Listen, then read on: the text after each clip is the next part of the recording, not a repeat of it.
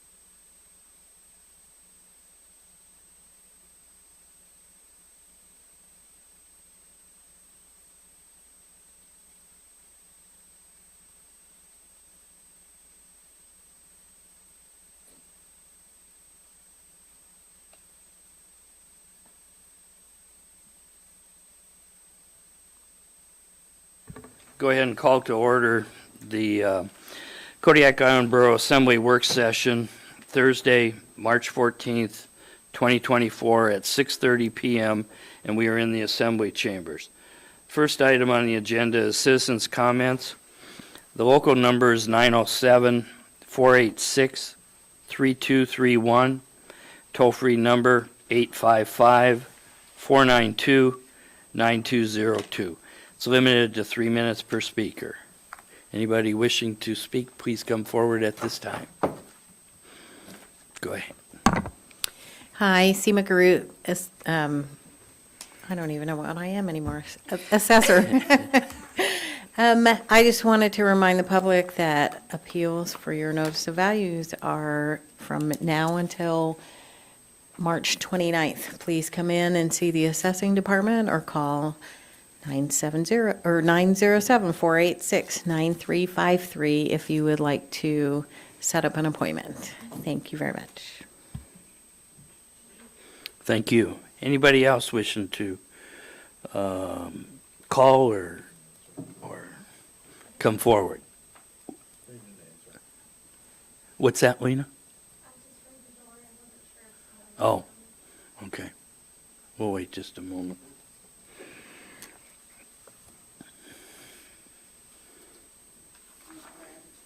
Okay. Seeing none, we'll go ahead and move on to the agenda items. First one is discussion regarding the healthcare space study and analysis. I will turn this over to you, Amy.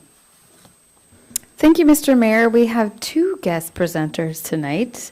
Our Engineering Facilities Director, Dave Conrad, is going to be introducing, and then Corey Wall is here on Zoom, and he's going to be telling us about the findings. Yes, good evening. Some of you have already been through this, but what we're discussing tonight, Corey Wall is principal architect for Jensen Yorbel Wall, who is our current architectural firm. This document, or the document we're going to talk about tonight, is the Healthcare Space Study and Analysis for the PKIMC KCHC Master Plan. And the document was created in a collaborative effort with Providence, Kodiak Island Medical Center, Kodiak Community Health Center, the Kodiak Island Borough, and CANA staff. The effort was directed at the evaluation and condition of the existing facilities, the current space and programmatic utilization, and the potential future upgrades or expansions. So this study was paid for by a grant from Department of Health and Social Services. So it has not, other than labor hours of staff, it has not cost the taxpayer any dollars here. We did get this through a grant. And this is the very beginning, and this was the first time, the first document, that does an evaluation of where we're at, the age of the various portions of the facility. And it collected, took a week, did a bunch of tours, but also got a lot of the healthcare workers together some of the leaders for Providence and for CANA and also KCHC to discuss the potential future of medicine. What do we have now? Where is medicine going? Because everything evolves. So if you don't start a conversation, you end up surprising people. So we started this conversation, and we hope that this is the first version, that we know it needs to be refined, and I could talk about this for quite some time, but I won't. I'll let Corey take over. So Corey, it's all yours. Great, thanks, Dave. So, as always on Zoom, it's very hard to see facial expressions, so I can't tell if people are falling asleep or if I'm going too fast and I'm confusing people. So please definitely jump in if I'm covering ground too quickly or too slowly. But I'm assuming that everybody has the report in front of them, so I was going to kind of jump through it a little bit and hopefully explain kind of the major findings and how we got to where we are. So what I thought I would do is actually start on page 9 and talk a little bit about the existing facility, just so we're all on the same page with what's there. Let me just share my screen here. So hopefully you're all seeing colored plans of the building. So a lot of people may know this, but may have been a while since you've been in the building and maybe a little bit since you've thought about it as a facility. The building was built in 4 major stages. The first was the 1968 wing, which was sort of this T-shaped building. The original entrance was here to the south, and the emergency room entrance was here to the west. The building was built in 1968. In 1978, this L-shaped portion was put around the southwest side that at first was intermediate care and then for a long time became the long-term care facility on the building. So that's sort of the green that wraps around this. Now, these 2 portions are the specialty clinics, kind of here in the light yellow. The pink is admin spaces for Providence. The darker pink in the middle is the dietary with the kitchen and the dining area. And then the green is now the therapy spaces, the occupational and physical therapy spaces. There's a few mechanical spaces, and then laundry is at the back end of that portion. So for the purposes of the report, we're calling that the West Wing. That's the oldest portion of the hospital, and as we're going to discuss, the construction of this is a single story. The 1968 wing has a concrete roof on it, but it's all a flat roof, single story building, kind of built up on the hill. Then in 1997, the 3-story addition was put over onto the east side. This building has a little bit of at-grade entry, although you come up some steps right here in the middle of the site. But by the time you get over to the east side, this is a basement now. So there's some windows here in the small physician sleeping area, but the rest of this is all buried in the hillside and in the back, and the entrance is a story up from here. So there's some admin in the middle, a lot of storage in the back with some conference rooms, and then very big mechanical spaces in this, what we call the single-story bunker here, and then the mechanical spaces underneath. Staying at this level, there was the 2007 KCHC clinic that was added on a single-story flat-roofed portion of the building, this rectangle that was put on to the south side of the 97 wing, and a little bit of renovated space inside the 97 wing to take this blue is the KCHC clinic. Going up 1 story now. So now this is the at-grade entrance here on the east with the portico and the parking that comes in on the east side of the building and the main waiting area. This is what we're calling the some of the inpatient spaces. So we've got surgery, diagnostic imaging, and ER all clustered together on the north side of the central hallway. And then we've got the pharmacy and the lab, and then, as I said, the entry areas here on the south, with this hallway that kind of bisects the building, running east to west through the middle, to the elevator and lobby bank that takes you either down to the lower basement level and into this west wing below, or takes you up 1 more story to the inpatient areas, whether that's the maternity area or the ICU or any of these inpatient rooms that are up here on the third story. And then there's even an attic with some mechanical spaces above it. So I just want to lay that building out because we're going to be talking about the various areas in here in depth. So hopefully that made sense to everybody and I didn't whip through that too quickly.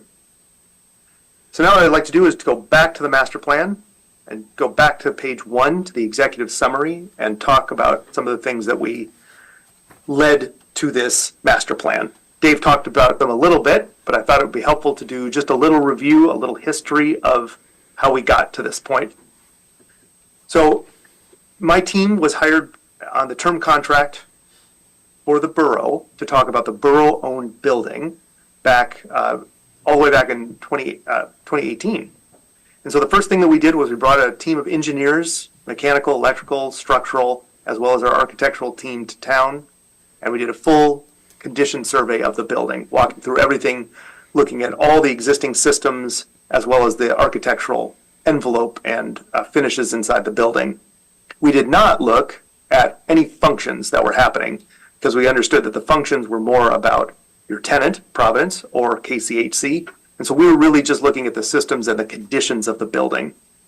And what we found, kind of maybe unsurprisingly, is that the older portions of the building had more aging systems than the newer portions in the 97 wing. There were certainly some things that need to be upgraded in the 97 wing, but a lot of what was past its usable lifespan, either the architectural envelope, the roof, or the mechanical electrical systems, was in that single-story portion of the building. One thing that was identified as being problematic in the single-story portions of the building was the seismic bracing for the structural system of the building. So the next step, we brought the structural engineers back to do a more comprehensive structural analysis of the building, particularly looking at the west wing. And I think some of you have seen that presentation before, but I'll just quickly show what we found, which was that building, so here we're just looking at the west wing. So this is the original 1968 portion that I'm outlining here, and then the L-shaped addition there. That both of those were inadequately braced seismically, laterally, for a seismic event. So if the building shook, there was not adequate resistance to keep the building standing if it got a sideways push. We did some preliminary conceptual work to understand what it would take to solve that problem. And what you're seeing here in this diagram, hopefully you're all seeing the diagram with the red squares on it? Correct. Good. So what this is showing is that if we were going to upgrade the building to support the roof, and the roof, as I think I mentioned, above this 1968 portion is a concrete deck, we would have to put these footings down below grade. Each one of these squares is a new 5-foot by 5-foot concrete footing down below the floor surface. And, it's about 1.5 feet deep. And then above that would be a steel frame that then would transfer the loads from the roof down to the new footings. So you can see the footings are pretty comprehensively spread throughout the building to deal with the seismic loads. Certainly can talk more about that. We analyze this both with brace frames that you're seeing here or with shear walls, and the disruption to the building was fairly significant either way.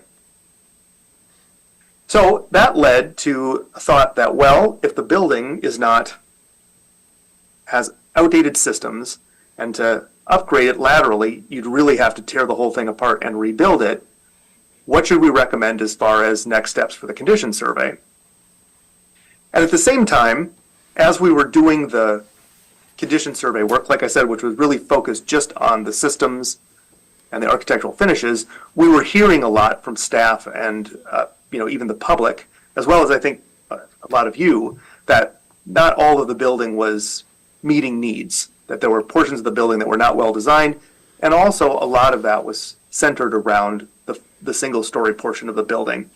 The other thing that we were hearing at the time was the limits on the site, that the differences in grading on the site made access to the building fairly difficult, particularly for accessible reasons, that the main accessible entrance was all the way on the east side of the building, and the long ramp out the front was often not terribly accessible for weather reasons, and so building wasn't really terribly accessible. and that parking was very limited on the site just because the site was so constrained. As we're looking at the layout of the building, can't help but notice that a lot of the footprint of the site is taken up with the single-story portion of the building. So, because of the problems inherent to that big single-story portion, the seismic upgrades that were needed, the damage that it was kind of doing to the entire site, we started to think that maybe instead of recommending that you upgrade that portion of the building, you tear it down and you start with a new, smaller, multi-story addition in its place. So that led to the question of, well, what should be in the new addition and how big should it be? And that was really the start of this master plan, was to get our hands around what new spaces are needed and where should they be inside the hospital. So rather than just think about this as an addition project, we took a step back and decided we should master plan the whole facility, get everybody involved in the healthcare community to weigh in on what was needed at the facility, where it should be, if there were new things that should be thought about at a more global level. And so we took a step back and started this master plan process. So maybe I'll just pause there with all that background and executive summary. Are there any questions on that background, or shall I move forward? Go ahead and continue. Okay, great.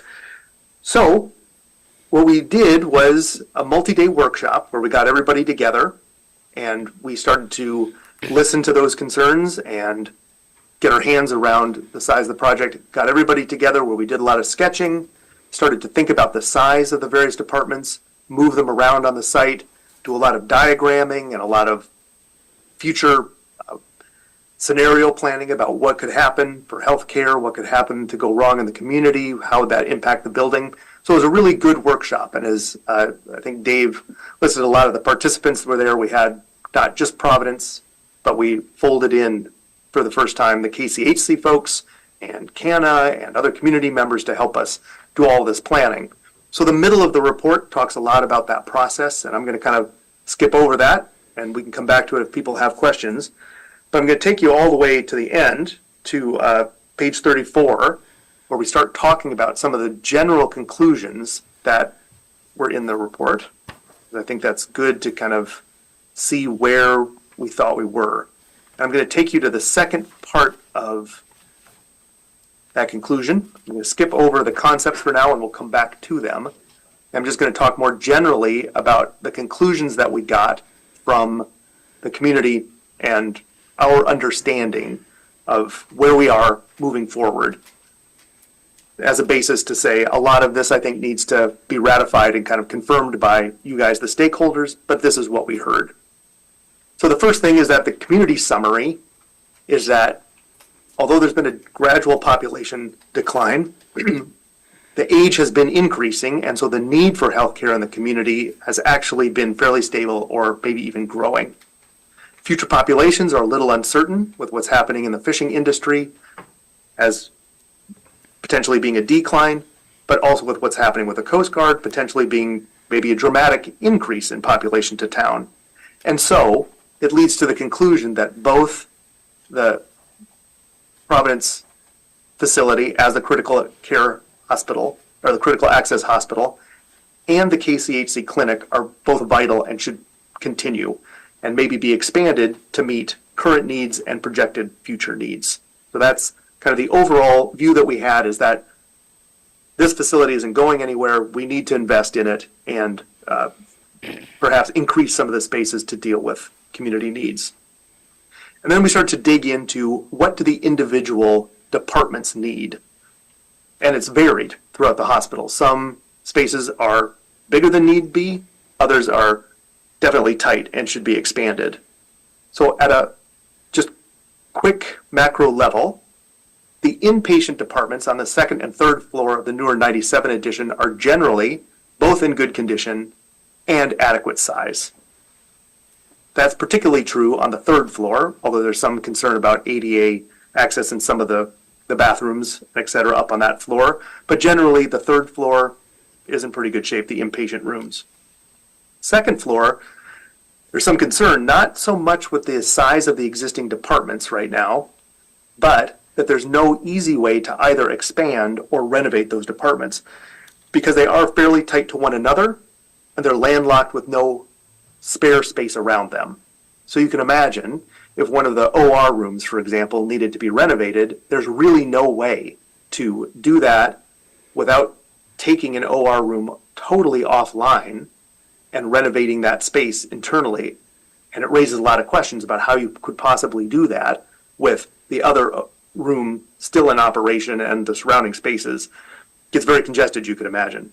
Same thing can happen for any sort of renovations that happen in ER or diagnostic imaging. Pretty landlocked there. So that's the concern on the second floor. Down on the first floor, the major concern is the lack of space for KCHC, which we'll see is fairly significant. But adjacent to that, the admin spaces in the 97 wing and the big storage space that's sort of in that back basement area are fairly underutilized and potentially don't need to be in the building itself, storage areas particularly. So there's some space that could be moved around there. There's some underutilized admin space that maybe could be taken up with other uses. And then over on the single story area, a lot of that space is oversized for current needs. The building is older, so they've put a lot of admin offices in particular into spaces that are a little bit larger than they would need to be if we were designing them today. The specialty clinic area that I talked about that's along that corridor is, again, a little bit large for what's needed, as is the physical therapy rooms, just because they took what was there. Dietary, kind of in the middle of that space, is undersized for what's needed, but generally the spaces in the west wing are undersized. More specifically, on the next page, I think this is page 35 now, the architectural program summary, which is a lot of the spreadsheets that's in the middle of this report, and we can look at any of those in depth if you want to, which was us trying to get our hands around what's going on in the individual spaces. But it leads us to say that the inpatient rooms are generally right-sized. They could get a little bit bigger, but the main deficiency is that shell space I was talking about on the second floor. And so maybe we could do with 5% more space, so you could imagine. The outpatient spaces for Providence are pretty significantly oversized. And again, that's the specialty clinic area that we could really reduce that if we designed a more efficient space. But then the outpatient KCH space is significantly undersized. So that needs to get at least twice as large to handle the patient loads that they've got now, and maybe even bigger, depending what happens into the future. And what we learned through this process was that KCHC was identified as being the most significantly undersized portion of the building. And then there's admin and support, which again could be decreased pretty significantly if we laid that out more efficiently. So that led us to what happened in the workshops. So now, unless there's any questions on what I just presented, I'm going to show the concepts as kind of a way of walking through what we identified as being the priorities in the multi-day workshop. Go ahead and continue, Corey. Okay, great. So these are the concepts that you can see on, I think, on page 31, but they're kind of blown up here, and so I think this will be a more helpful way to look at them. Let's get to my... So the main thing that we're showing, so the light thing that you're seeing behind is the existing building. And what we're proposing to do is in the dark bolded line. So this is the 97 wing back here. This is the KCHC clinic here. And this is the west wing. So we're not proposing radically changing the size of the 97 wing. This was just us starting to move blocks around to understand where things would fit. And down on this floor, what we saw was if we were truly going to make KCHC as large as the identified need, it is not going to fit very well in the existing area, even if we expanded it into what's happening, into those admin spaces behind. And so the idea is that we would take down the 68 wing, or the west wing entirely, and we'd build a new 3-story portion of the building here, the whole first floor in this concept. And I should say, this is almost a pre-concept. This is what was developed by the team all working collaboratively, and everybody developed separate options, and this was what we came to at the end of the workshop. But the idea that we have a new big public entrance with a new elevator bank taking us up 3 stories of the new addition, a new at-grade entrance coming in from the west side, and that would lead us into basically KCHC, the primary care pods happening on this whole first floor. And then you could walk through at grade into this portion, and you could have the new cafeteria dietary area with a nice views out to the south in a renovated space that was KCHC. We'll talk about why, but the pharmacy and the lab would move from the second floor down to the first floor right below in this area, with the back of house staying all support on that first floor. And then up on the second floor, as I said, the major identified need was for shell space up here. And so the proposal was to take the center hallway out and move it around the south side of the building. So we have this nice sunlit hallway. And then behind it, we have shell space that would allow for an expansion or renovation of the emergency department, diagnostic imaging, or the OR. So this would be shell space at first. You could imagine we put a new operating room in here. We could decommission this one then and upgrade this one when the time came for it. So it just allows some expansion space across the top. But that's where pharmacy and lab are now. That's why they had to move down below. In the new addition over here on the west side, this would be the physical therapy, the therapy pod, PTO, OT, a small mental health pod that could then be purpose-built and separate from the inpatient rooms up on the third floor, and the specialty clinic. So people coming in for urology or any of your visiting specialists, that would happen here in this second floor. Long-term care could grow. That happens off-site, probably next to the existing facility up at the top of the hill, but we did identify the need for more long-term care. But not here, not down south of the hospital. This is just representing that it's off campus. And then up on the third floor, this is pretty much all admin now up on the third floor, consolidated, much more efficient, and also the KCHC admin, which is off-site currently, could be brought back to the main facility. That's all happening up on the third floor with some nice adjacencies to what's happening in the inpatient rooms over. So again, this is less of a concept and more all the participants trying to get their hands around the priorities, which were demolish the older west wing of the building, configure the new spaces to minimize walking distances and simplify flows, as well as creating separate public and staff flows. So that's why we try and have the main entrance now coming in from the west, while staff can be somewhat behind house in the east, rather than really combining those in one main hallway where everybody is. Develop easy access to parking. So again, we have a much smaller footprint of the building, so we can have a much bigger parking lot over on the west side of the building with that nice entrance coming in at grade, designed to meet some future demands with that shell space that we could expand into, and consider cost and feasibility with thinking about phasing and how we could basically build that whole west wing while minimizing interruptions happening to the rest of the building.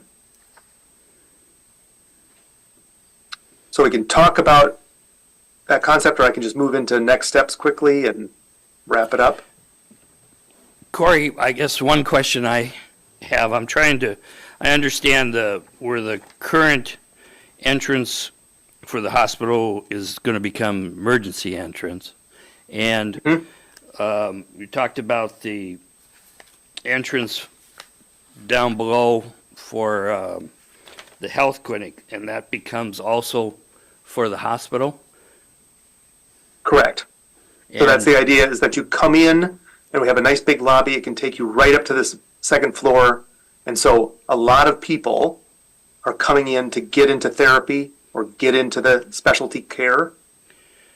If you're having an emergency, you're coming in, at the emergency side on the. What I'm trying to get at is, where is the lobby, similar to the lobby for admin for the hospital right now?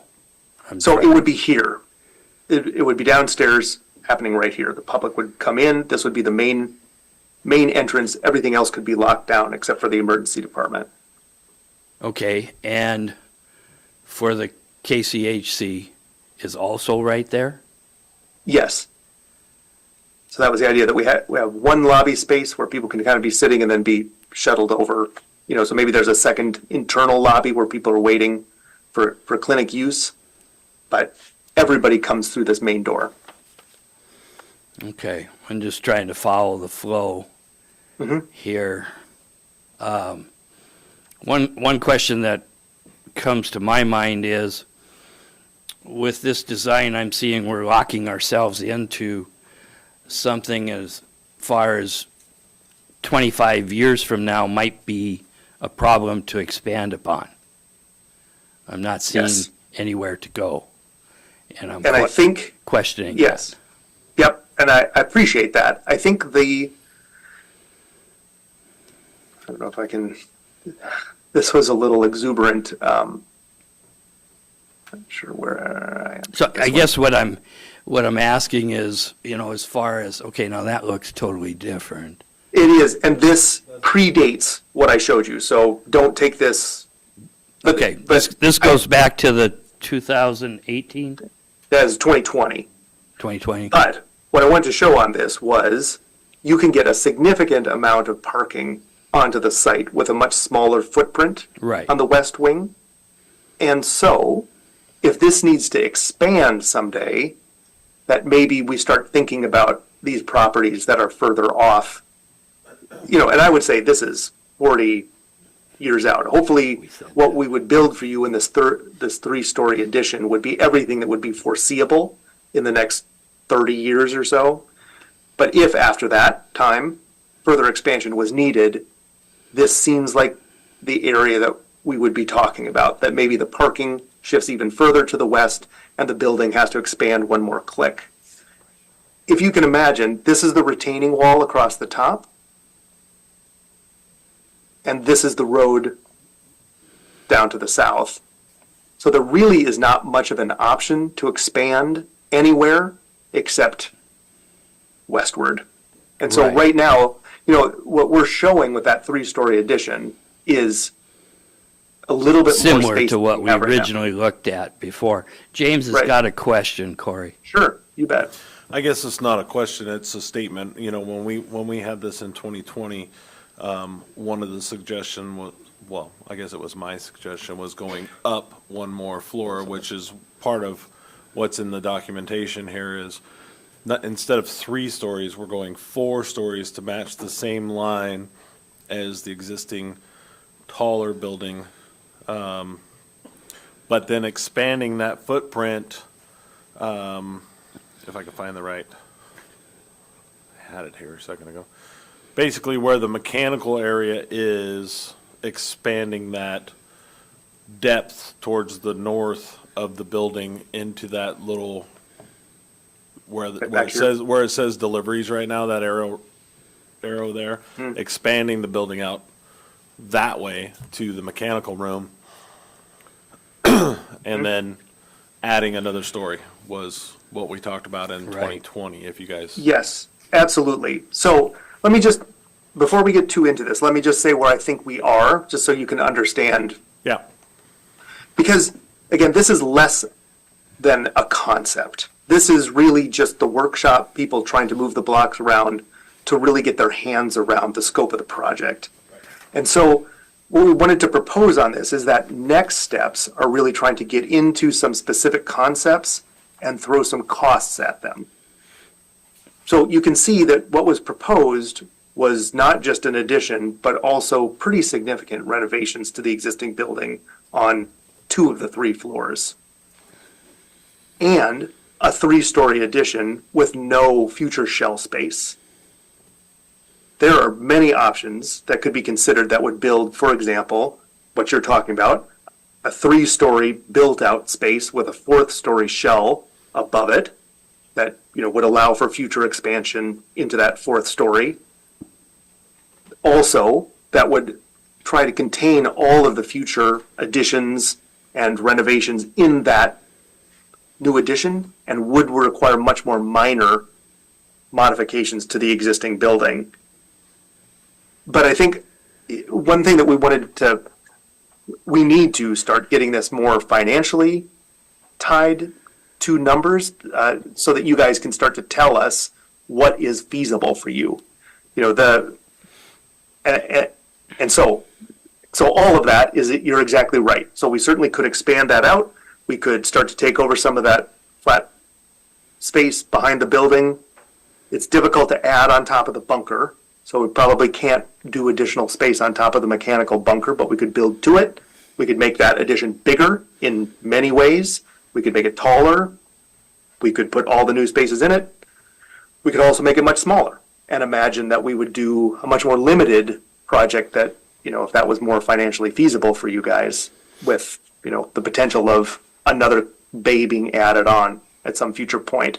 So that's this third bullet, I think, develop initial conceptual designs, is really the next step where we'd start to do this, start throwing some costs at it, and get some feedback loops going with you to just determine whether or not this is matching what the community, you know, can do and wants to do. Corey, So, another question. bet. In going over this, I didn't see expansion of the mechanical area to support this new addition, and I'm curious what your thoughts are there, especially. Well, Go yeah, ahead. we would need it. That's one of the reasons that this is all so loose, right? So there's big spaces in that outline that are not really filled out yet, and that's because we definitely would, of course, need to have mechanical as part of it, either, you know, up in an attic, down at the main floor, but the mechanical that's in the 97 wing and the bunker really just serves what's there. It wouldn't serve this. Bo's got a question, Corey. You bet. Thank you, and this might just be for the group in general. For these next step bullets, do we have a just general timeline for each of these? So that way I can just wrap my head around when these are roughly going to take place? Amy? Yeah. Amy's got a comment. Thank you. Well, I was just the Senator Murkowski's congressional, like, earmark, if you will call it, window is open right now through the end of the month. So if we are looking for congressional funding from her for fiscal year '25, we have until the end of the March to put that in. When we were out there, and in according with our CIP list, we were looking for engineering and design money. So if this is the direction we want to go and we want to pursue design, we could do that for this fiscal year. If not, and we want to wait another year, then we can wait another year and do it next year. So the decision is up to the Assembly on how fast they want to pursue this. Go ahead, Corey. So it feels to me like this dovetailed nicely with that granting process, because I think we could do these conceptual designs and get the cost estimates back within the next 2 months or so, which would probably dovetail almost exactly with when the grant money could arrive for jumping into the design of whatever was selected.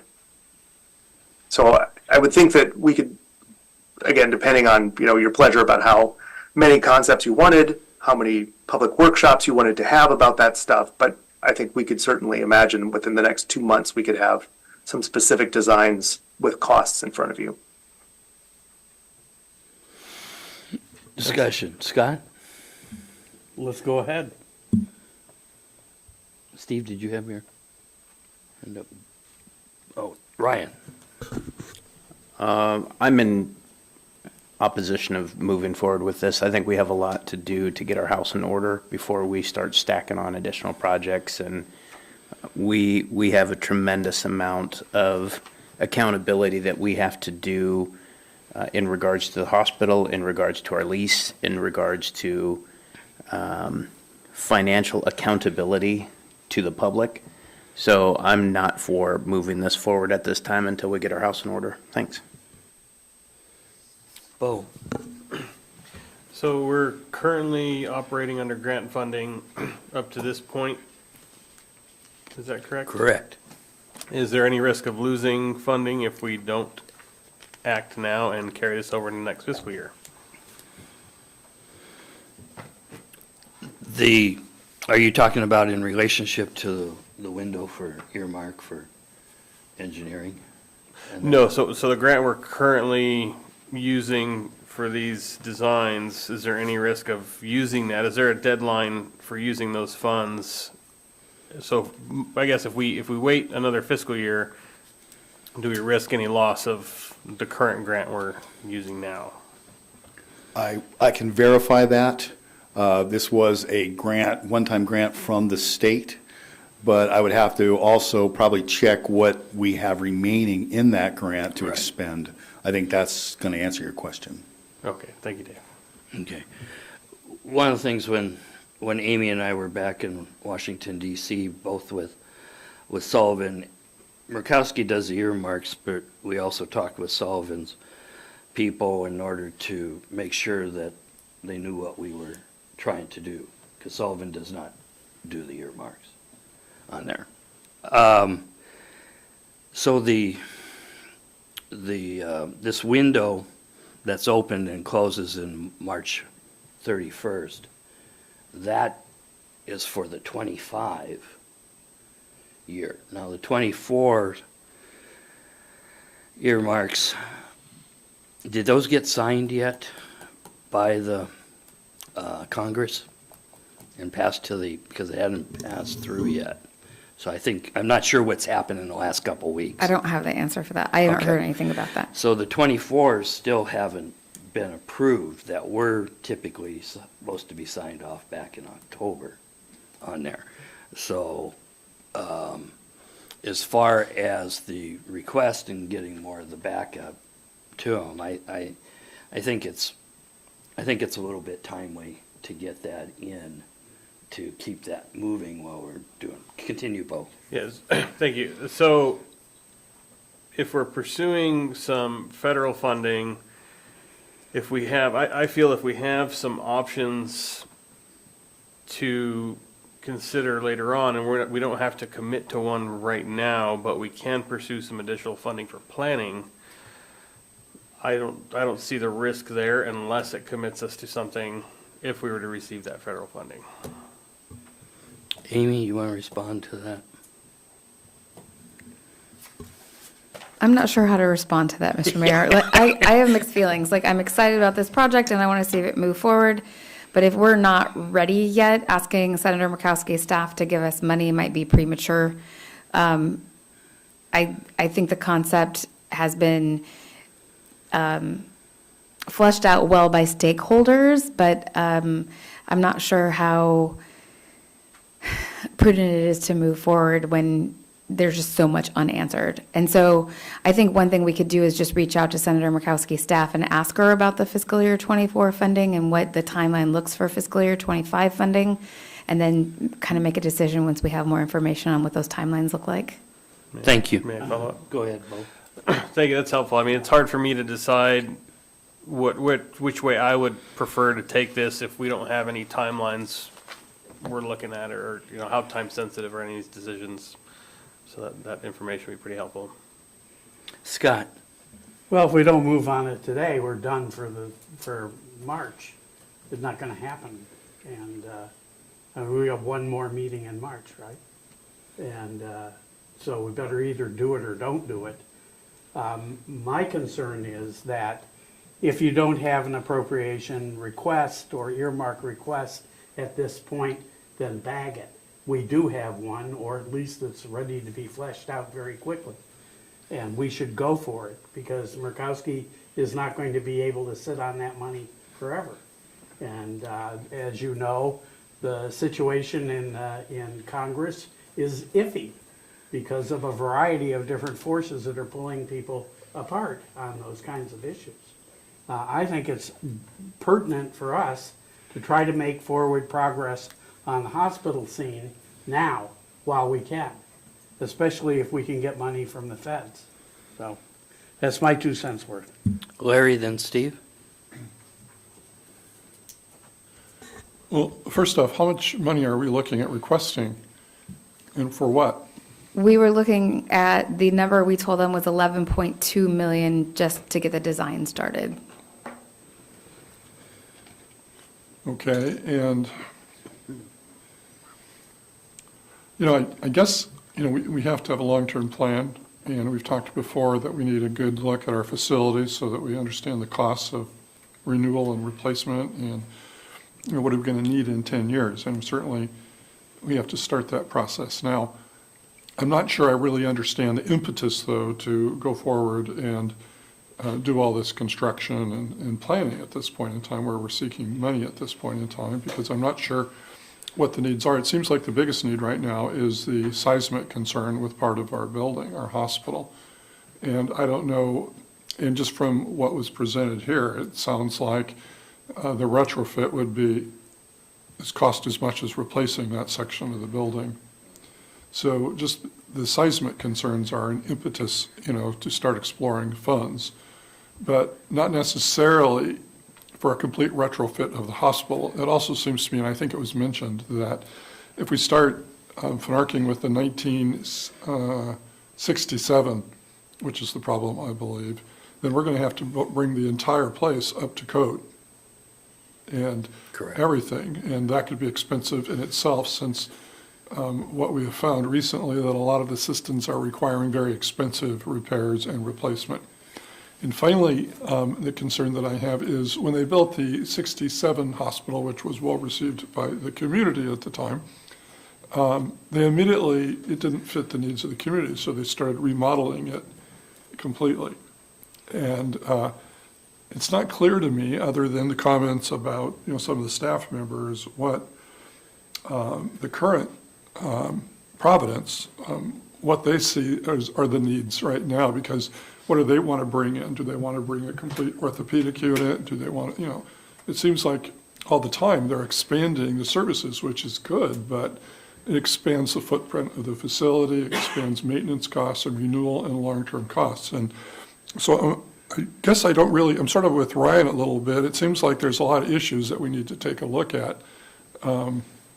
But I'm not necessarily opposed to going further, as long as we're not spending money that we don't have right now to do it. Amy, do you want to respond now or after Steve? Oh, just one answer real quick. So as far as like what just driving this, KCHC is staffed in such a way that they have their staff working off-site. They have people that can, housing, we can't get people here, so there's a lot of telemed folks working for KCHC not here. They're looking to expand their footprint because they're just overfilled. They're literally bursting at the seams. So KCHC has raised over $8 million to start the expansion process, and so they're looking for help in that. That's being fed by the fact that the Coast Guard is expanding here, and when Coast Guard people come here, the only people the clinics see on the Coast Guard base are active duty people. So any dependents that come here and need medical care get shifted out to the community. So they're trying to be forward thinking over the next 5 years. As those numbers increase, we're going to have to, because we don't have CUMA anymore. So they're trying to figure out how are they going to serve that population as that grows. So they're being forward thinking and trying to meet the needs of that population, and that's kind of what got this rolling. So while Providence is expanding and doing a great job expanding services, it's really KCHC and its primary care that is looking for the expansion more than anything else. Okay, Steve and then Ryan. Just to clarify and make sure I understand this right, if we're going to ask for money, we have to do it by the end of the month, correct? And we're asking for money out of the 25 budget, correct? And that is not committing us to construction or anything like that. It's for planning and design. And if we got such money, means we could do planning and design without a cost to the borough, but we're not committed to actually doing any building, correct? Correct. Then I would support asking for the money. If it's not going to cost the borough anything and it's going to help us settle on a plan, and someone else is going to, well, I say someone else loosely because really we have borough taxes, state, federal, all this is just coming out of a different pocket. The population is paying for it somehow, but it's not coming directly out of the borough pocket, so that would be an advantage for us. Ryan, then Larry. Thank you. I'm sure my comment will come as contentious, but I feel the need that we need to discuss this.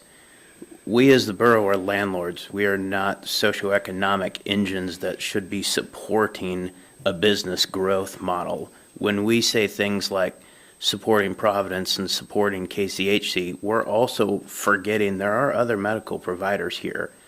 I'm surprised that no one else has said, what about the little guys? And the fact that here we are as a government entity trying to exclude local businesses by backing them, by backing larger businesses. I will not support this under any circumstances because we are not a economic enterprise to create an unfair advantage to small business practices in Kodiak. Okay, I've got Larry, James, and then Dave. Wants to respond for something. Okay, Dave? So all of the smaller clinics were contacted and chose not to participate. Okay. Let's see, I've got Larry, then James. Just a question, and I don't have enough information on this, but I was involved in earlier discussions. We have 2 clinics in town, CANA and KC, anyway, I won't say the acronym wrong, that are federally recognized. And I'm not sure what the category is. But it's very, very, very rare for a community our size to have 2 federally recognized clinics. And that could change. I mean, that's reviewed on a regular cycle. And so, and one of them is KCHC, is that correct? One of them is CANA. And if the federal government decided to reduce that to 1, and I don't know why they would do that one way or the other, I don't understand that that would have a tremendous impact on if one of them closed. And so, okay,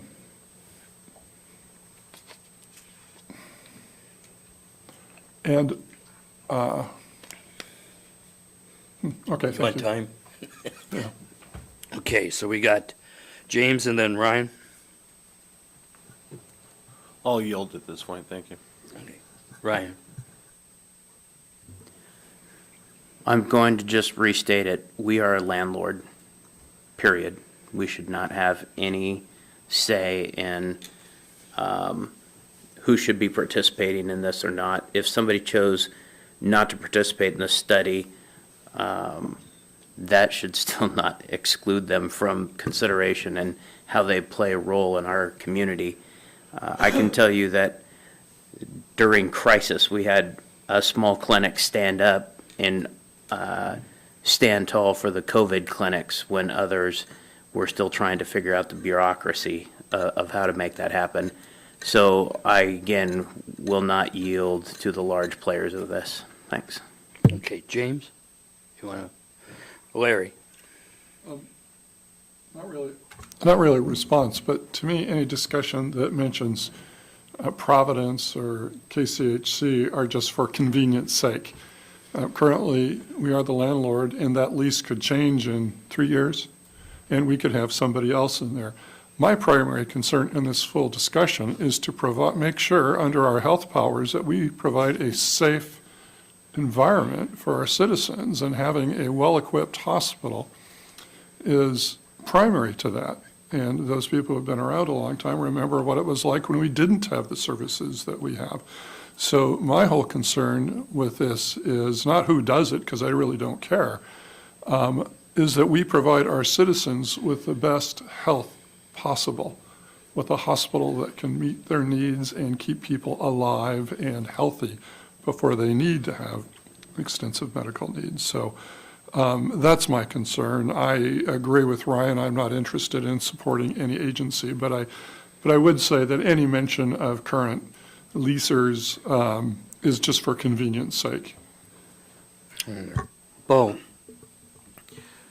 I agree with some of those points, and I still feel, and this was mentioned a minute ago, that this is a low-risk scenario currently. At some point, discussions for expansion are going to have to happen. If this isn't committing the borough to any financial obligation, but we can get years ahead of the game for planning for not only current but future medical needs for the community that is expanding, that is getting older. I'm a little reluctant to hit pause for too long when we have potential funding in front of us to at least get us through some of the planning phase. We could always make adjustments. If other businesses want to be competitive, I feel they had an opportunity to do so. So I understand that point, and I do really enjoy these other clinics we have in our community. But if it's, we're looking at a business standpoint, they wanted to be competitive, they should have raised their hands here. So I can't really support that, but if this doesn't commit the borough and we can at least start having some discussions and getting some options in front of people and what it's going to cost, I do think that may be helpful in when we start talking about the new lease and negotiations, because then these discussions are going to come up then. Well, still need to expand. We don't know what that's going to cost. How much should the lease cost for the next 20 years? So I can see the value in this, even if it's simply for having that discussion and being better informed on what that lease is going to look like and what services whoever is the leasee, if that's the right term, will be providing. So I still support it. Yeah. One thing that I'll say too is this is just the March 31st deadline is just to get the list in to Murkowski's staff. Decisions, they still make the decisions which projects go forward. This doesn't guarantee it going forward. So, but I think we need to get in there, even if we're not successful this year, we need to get in there now on it. Amy. I also think we should mention, although we don't have a lot of information on their numbers, but we do have a whole nother medical provider here through CANA that's who I go to see when I go see the doctor. So, but I don't know, 'cause I'm a veteran, so that's an option for me and I go there.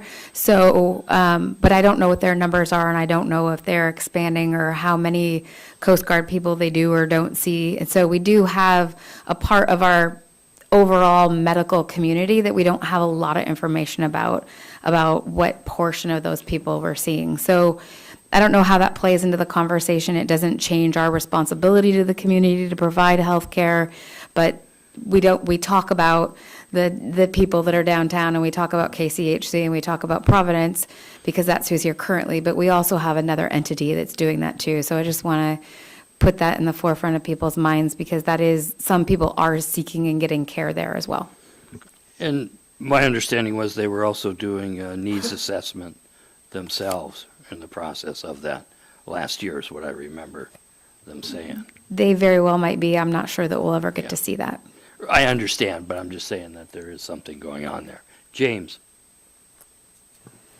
Yeah, there was some discussion about that happening, and they also, at some point, and I can't remember the year, but they talked about the Woody Way Loop ball field, about expansion there for CANA. So they did have, or they have expressed a want to expand, and that's one of the reasons why they were included in the in the hospital discussion, not just because they're a provider here, but also because if there was opportunity for them to expand and maybe expand into the hospital, that was part of the reason to ask them to come into that discussion to see what their actual need was. But you see a little bit of comments in there. So as far as I'm concerned, I'm still all for moving ahead with trying to source funding for this, just to see what it ultimately comes out to be. Larry. Part of me is real troubled when we say it's okay because the federal government is going to pay for it and we don't have any investment in it, which is basically saying we're not sure what we're going to do, but since they're paying the bill, we'll go ahead with it. But that's very common in the United States. I guess that's how things work, but it's very troubling. But the other thing is, somebody mentioned at one of the meetings that we don't really know, we're responsible for healthcare, but it doesn't mean we have to own the hospital. It means we have to ensure that we have great healthcare for our citizens. It seems to me that if we did get the money, which would be really scary, because once you get it, it captures the momentum. It takes on a momentum of itself prior to the real critical discussions that you need to have. And so pretty soon we're all talking about a building instead of how the borough handles healthcare in Kodiak. And all of a sudden, we're so busy on trying to develop a facility that we're not really talking about how we're going forward. And if we have another agency who could, we have lots of people in community, we have organizations in Kodiak that could certainly step in and take care of healthcare and do a good job. But I just don't feel like we've had those seminal discussions to know where we're going as a community, how the borough views the hospital. Right now, we're having a lot of trouble just carrying on the major maintenance of the hospital, and we have to have changes to the lease or a new lease so that we have enough money to repair it and take care of it. And we haven't resolved that yet. So I'm a little concerned that if we get the grant, if you will, from the federal government to go ahead, it's going to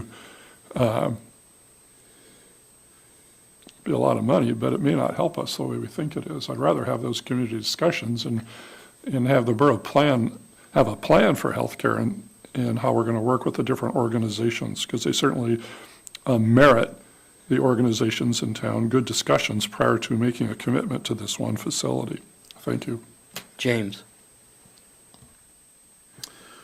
One of the things that I brought up some time ago was, to pay for this, instead of general funds, we go into a bond of some sort. That way it goes to the people to vote on whether or not we expand the hospital.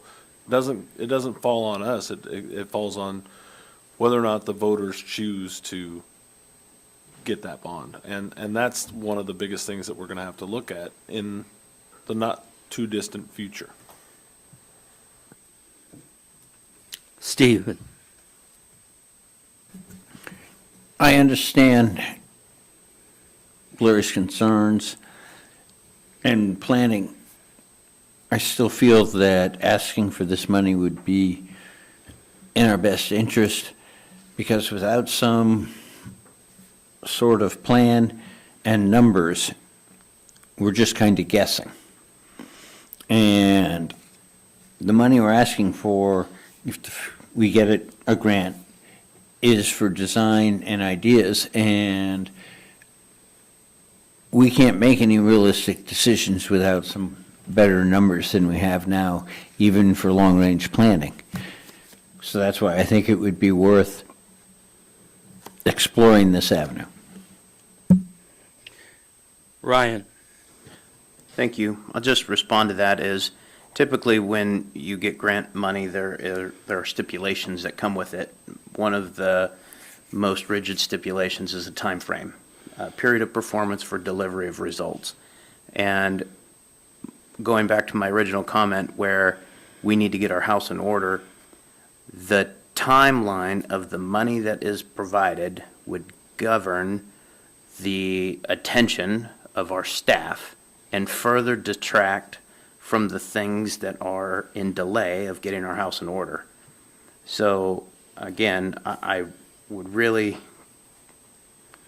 caution us on accepting federal dollars that create a time clock that we already have a ticking time clock that we aren't, in my opinion, dealing with adequately.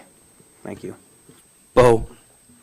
That's a good point. And as far as the burden on staff, I don't know if Amy or Dave can speak to, if we were to take it to the next, following the next steps here proposed in this document, if we were, and this is, Mayor Arndt brought up another good point, is that's if we were to receive some additional funding, are we at the stage now where we're going to require a lot of staff input and energy if we were to go to these next steps, or is it kind of just confirming what we know And then, I don't know, I'm sensitive to that point, I'm glad you brought it up. So will this create a large burden on staff? And I guess I have a follow-up after that if I can front load now, but. Thank you. I feel like most of that would be contracted out. Dave, do you have a different answer than that? Bo?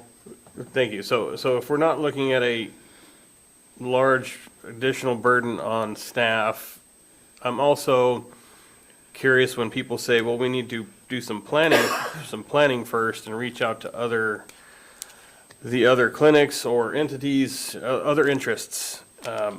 Do we have any plans in place for that, or are we just making statements of something that we would like to have happen, but don't have a plan or an idea can we put something on the agenda to get us there? The reason I ask is, how long are we going to wait before we have an idea of what these options are going to cost? Because I would like to go into the next lease discussions being informed. I mean, what are we looking to accomplish by waiting?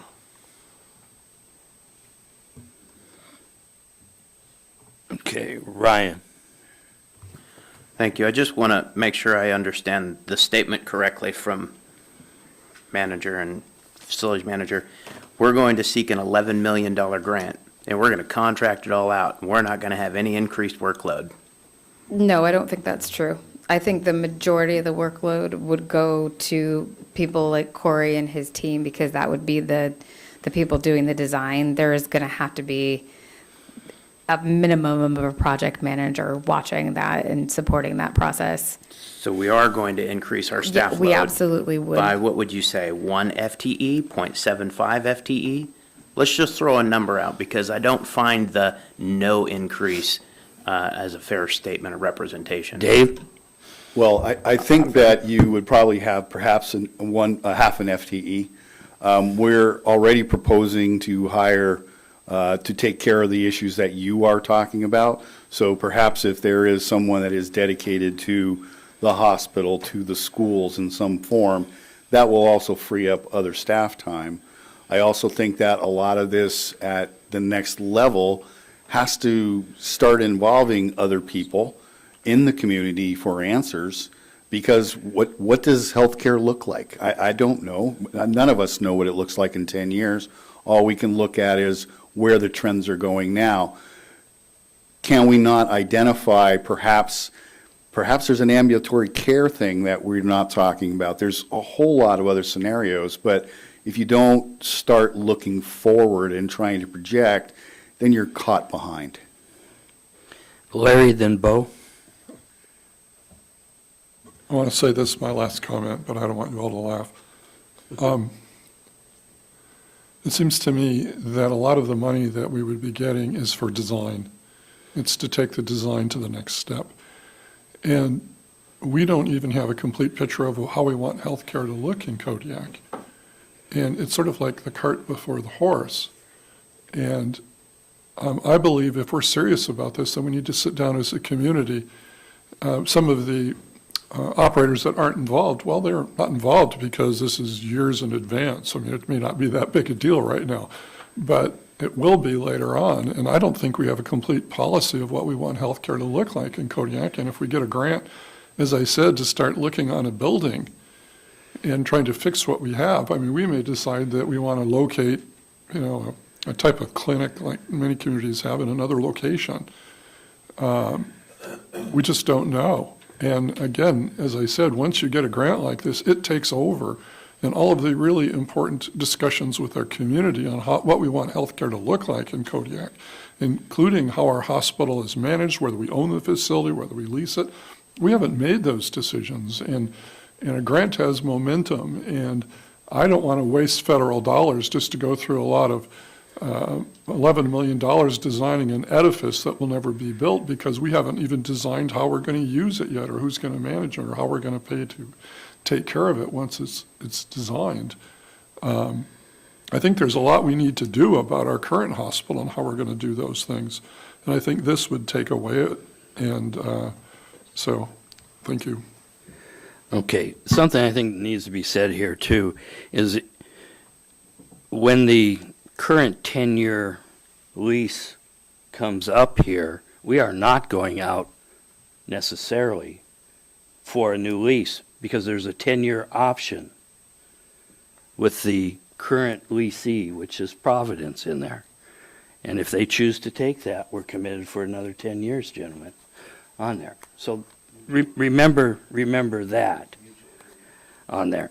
So it's not the intent to go out at this time and advertise for a new leasee on there. Larry, you have a comment then, Bo. Yeah, I'm surprised that the decision for the 10 years would be up to just one of the, couldn't the borough say no to that? Oh, Haven't good. read the contract.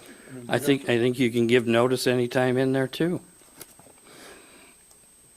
So it's not automatic. I mean, at the end of 10 years, we could just say we want to go in a different direction. We have a 10-year lease with a 10-year option is what the guidelines are right now, with certain conditions being met for that renewal. The first lease was the same way, and we went through the 20 years on that. This is basically another 20-year part of that can Just be. For clarification, the borough could say, no, we don't want to go 10 years, even if Providence did. Yes.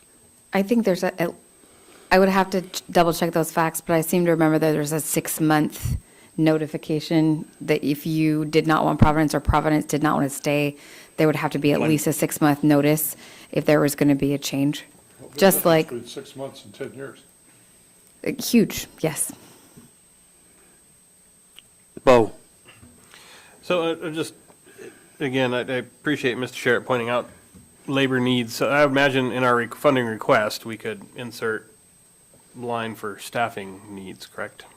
Yes, we're talking about this money like it's a grant. It is not a grant. It is federal dollars that would be given to us for specific projects. So it will go into a fund just for that.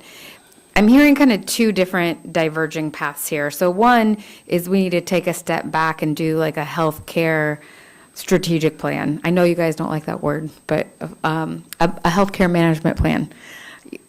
Just like we're doing a solid waste management plan. We look at the needs of the community, we figure out where we need to go. And the other path is let's get our names on the list and go forward. So I think the first decision, because there's not consensus either way from what I'm seeing, is a decision on what do you want to hold back and have more information before we put our name on that list? Or do you want to get our name on that list so that they know that it's important to us and we're in the queue of money at some point? And continue moving forward on these things, preparing for it, because it's a year away, if we get selected. So, Bo. This might be an unfair question.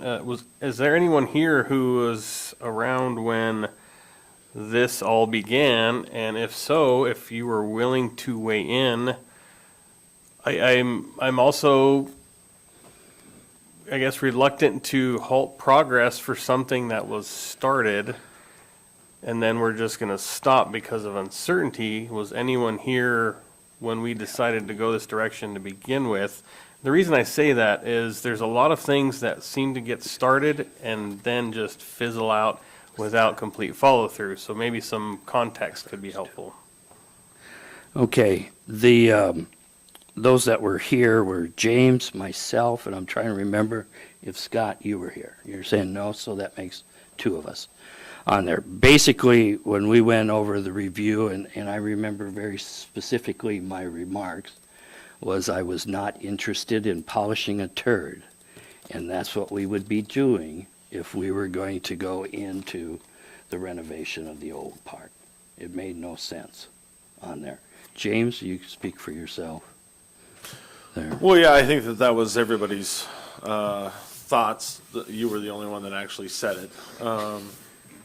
But basically, the cost associated with remediation on the seismic portion was, it just didn't seem the right way to go, just because of how high the cost was going to be. And so we had conversations about the concept that they brought forward at the same time.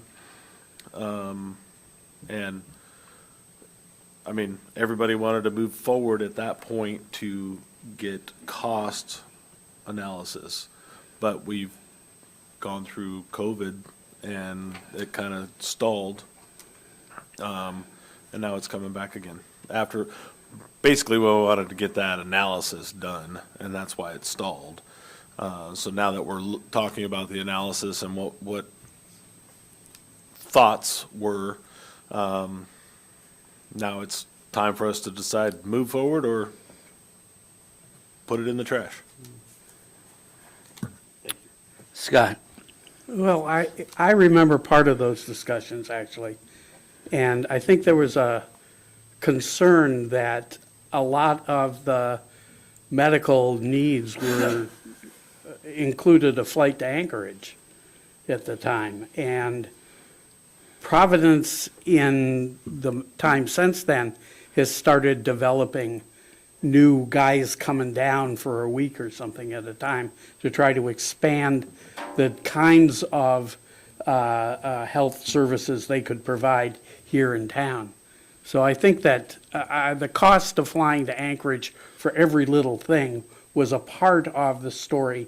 And when we found out about the seismic inflexibility of the old wing, we just said no. Isn't that when we started the health space survey? You're correct. Yeah. Bo? Thank you for adding that. That's really helpful. So I guess my question, this is a general question, is what do people have some specific items they would be looking to explore by waiting? I mean, I understand general statements, but none of them sound actionable. I'm not sure when people say we need to, get our ducks in a row, what exactly, and I'm very genuinely curious, and I'm not being condescending here. I want to know, if we were to wait, what would those who are requesting we wait like to see accomplished? And that would help me better understand both sides of this a little better, I think. Ryan? Thank you for the opportunity to respond to that. So when I say that we need to get our house in order, I'll just give you a couple that are off the top of my head, not prepared to discuss this in great detail. However, number one is only a couple of us have probably read the current lease from front to back. I would encourage us to read that lease. Number two is I would encourage us to understand the things that we are supposed to pay for and those that we are not supposed to pay for. I would encourage us to understand the guidelines that set forth in the lease and the references that are incorporated in that lease. I know that Amy has referenced that maybe last meeting or meeting before. So I would just encourage us to read the lease agreement and make your own determination whether or not we are meeting the intent of the lease. And again, this is nothing against Providence. This is absolutely to do with a contract and the terms of the contract. So by getting our house in order, we need to meet the definition or the intent of that contract. We need to find out and create an interpretive document if there's ambiguous terms that exist in there. I say if as if I don't already know the answer. We need to, I'll just leave it at that. Read the lease. Thanks. Thank you. Steve and then James? This is kind of in response to Larry. I understand your idea of wanting to know Kodiak healthcare needs and desires.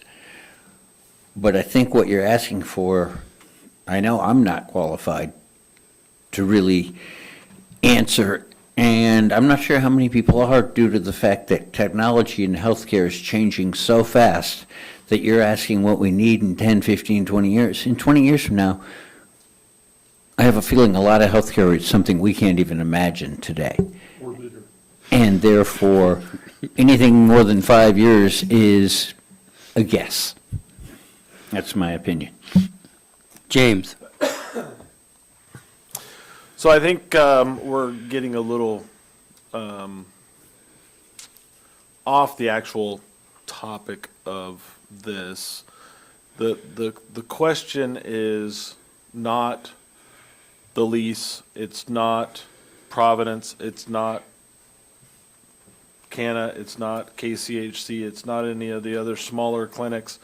It's what do we foresee and what do the providers in town see happening over the next 25 to 50 years? And so, do we need to fix the hospital? Yes. Do we need to expand the hospital? According to this survey, yes. So, are we wanting to move forward on the valuation of what it's going to cost to expand the hospital? It's as simple as that. We're getting way off topic on a lot of different things, and the question is, do we want to move forward? Do we want to try and get funding so that we can get the cost of what this is going to take? Larry? You know, what you said makes a lot of sense. What we've heard tonight is a good part of the hospital needs to be fixed. It's just not meeting any needs, you know, and we need to take care of that. The concerns that I've suggested, I believe, are real, but if we just break it down to, as you suggested it, it makes sense. We have to fix that part of the hospital, and we might as well take a look at it, and this will start. But I do believe that we have serious discussions that we need to have with our health care providers and our community about this, and I don't believe we've ever done that for a long time, and that needs to happen. I think we all agree with that.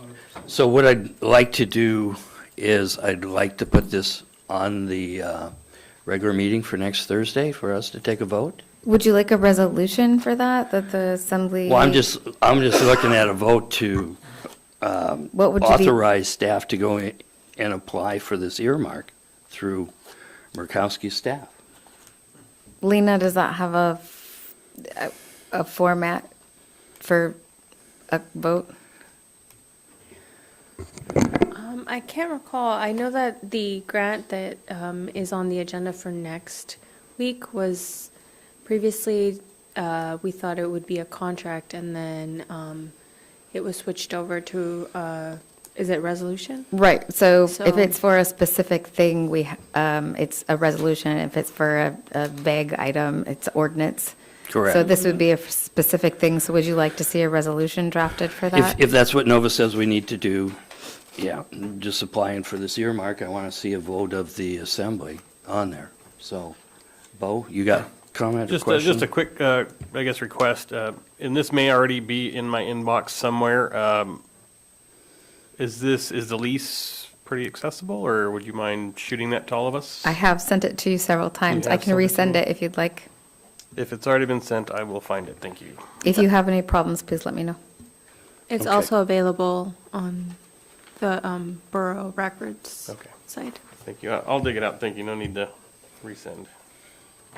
Okay, so Corey, any more comments that you would like to make to finish up here? No, no, I think I would just say, I think, we're about halfway through our contract. So that grant still has about half of the room left on it for our work, including this conceptual design work or any other planning you wanted us to do and cost estimates. So there's still work that could be done under the old grant. And then Amy mentioned it, but I would just point out again, there's that $8 million from the KCHC has. And so it would be, we were hearing from them that our planning will jumpstart their process and that they do have a ticking clock that they're working with too. So I would just suggest, again, us finishing up our work will maybe let them, even if it was a separate project, move forward. Yeah, my Thank you. understanding was they were aware that there was more money needed than what they had also. So there was potential other sources. on Yes, their end, too. Again, depending on the scope of what they end up needing, but yeah. But no, that was it, and thank you for your time. Good discussion. Yeah, thank you for listening to everything. And so with that, we'll go ahead and close this and then move on to the next item, unless anybody would like a break, a 5-minute break. What's your thoughts? Okay, I'm seeing thumbs up. 5-minute break here, and we'll reconvene in 5 minutes. Thank you. Okay, and I'll sign off. Thanks, everybody. Thank you, Thank you, Corey. Corey. You bet. Bye-bye. Thanks, Corey.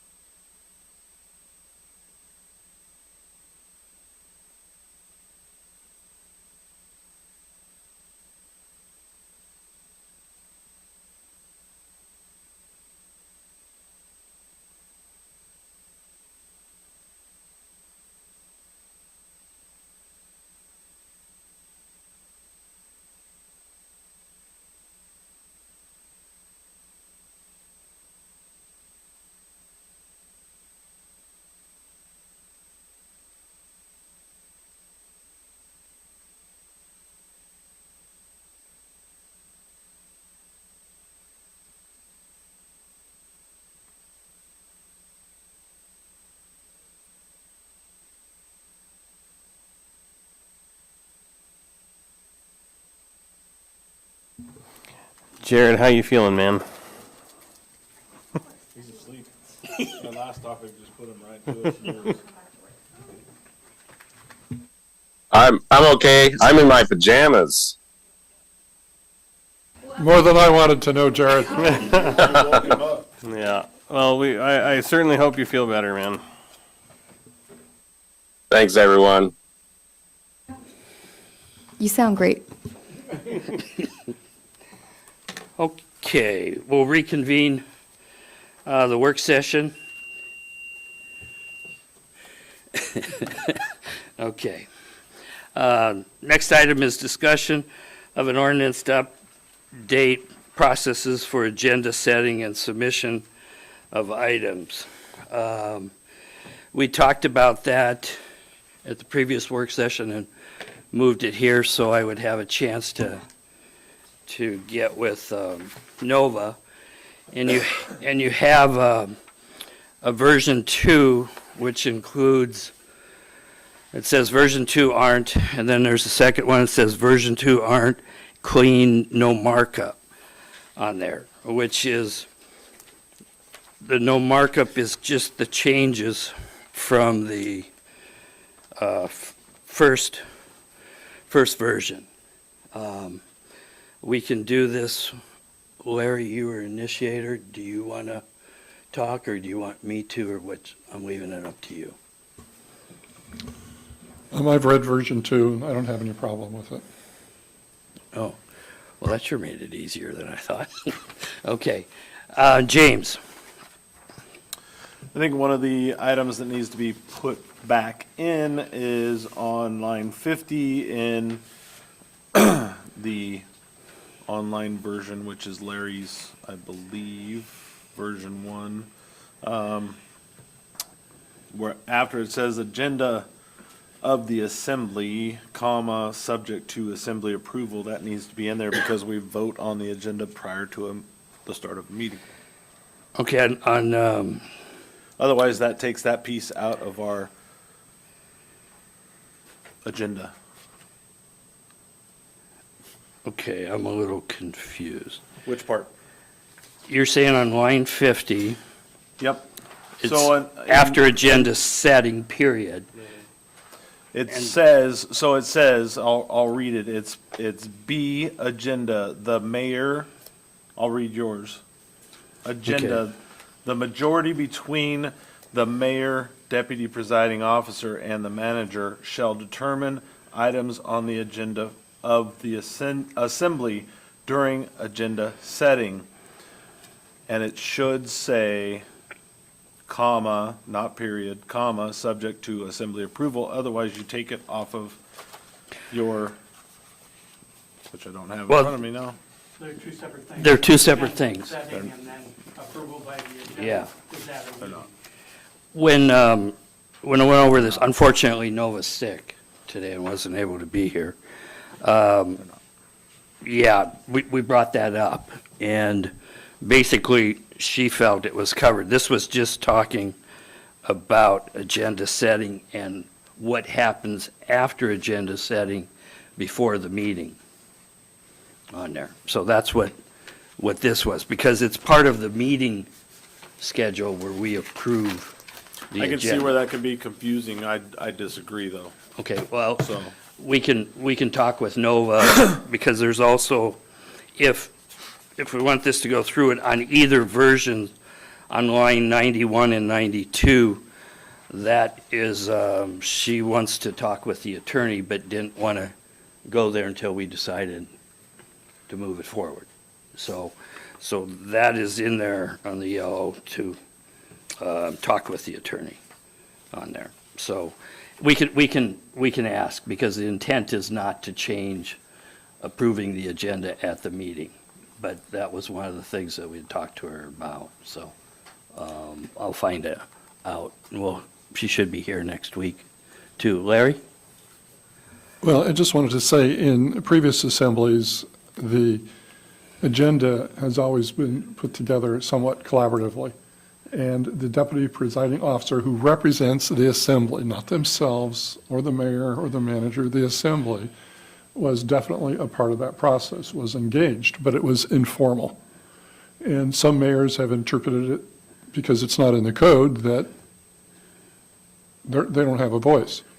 So what that meant, when that happened, that the mayor sets the agenda, and that's just the way it is. And I think by making this change, it moves from the informal To make it informal. to making it formal. You know, to a certain extent, I like the idea of 3 assembly members or 2 assembly members, you know, bringing something to the agenda. But in this case, they have to rely on the deputy presiding officer who represents the assembly to speak for them, which could be good or not good, but at least it's better than what we have.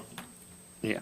And it memorializes the deputy presiding officer being in there, which to me was very important because I was the outcast in a previous mayor, and that was inappropriate. So anyway, we could either put this to another work session, or we can move it onto the agenda for first reading. What's the wishes of the assembly? James? I say move it forward with that change. Okay, we'll talk with Nova on there. Is that okay? You're just wanting, go ahead. It goes through the entire agenda in this ordinance. And if we strike that out, then we strike out agenda.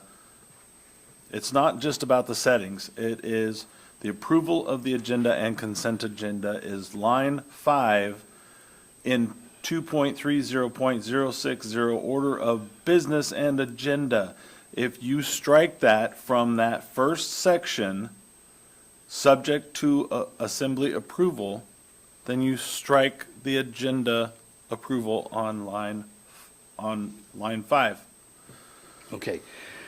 I don't have a problem with putting it in, but I think Nova's going to tell you you need to take it out. That's what I'm saying, because that was it. Scott? I think we could make it a separate sentence. I think it's going to take in relation to following the meeting agenda on there. So I think it's just a misunderstanding. You're taking it one way, I'm taking it another way, which was based on what Nova said on there. So I understand your concern. We'll bring that to her. No problem. And let her problem. decipher that one way or another. Okay, Lena? All righty. So we'll move forward and move forward with version 2. You agree? Okay. Right.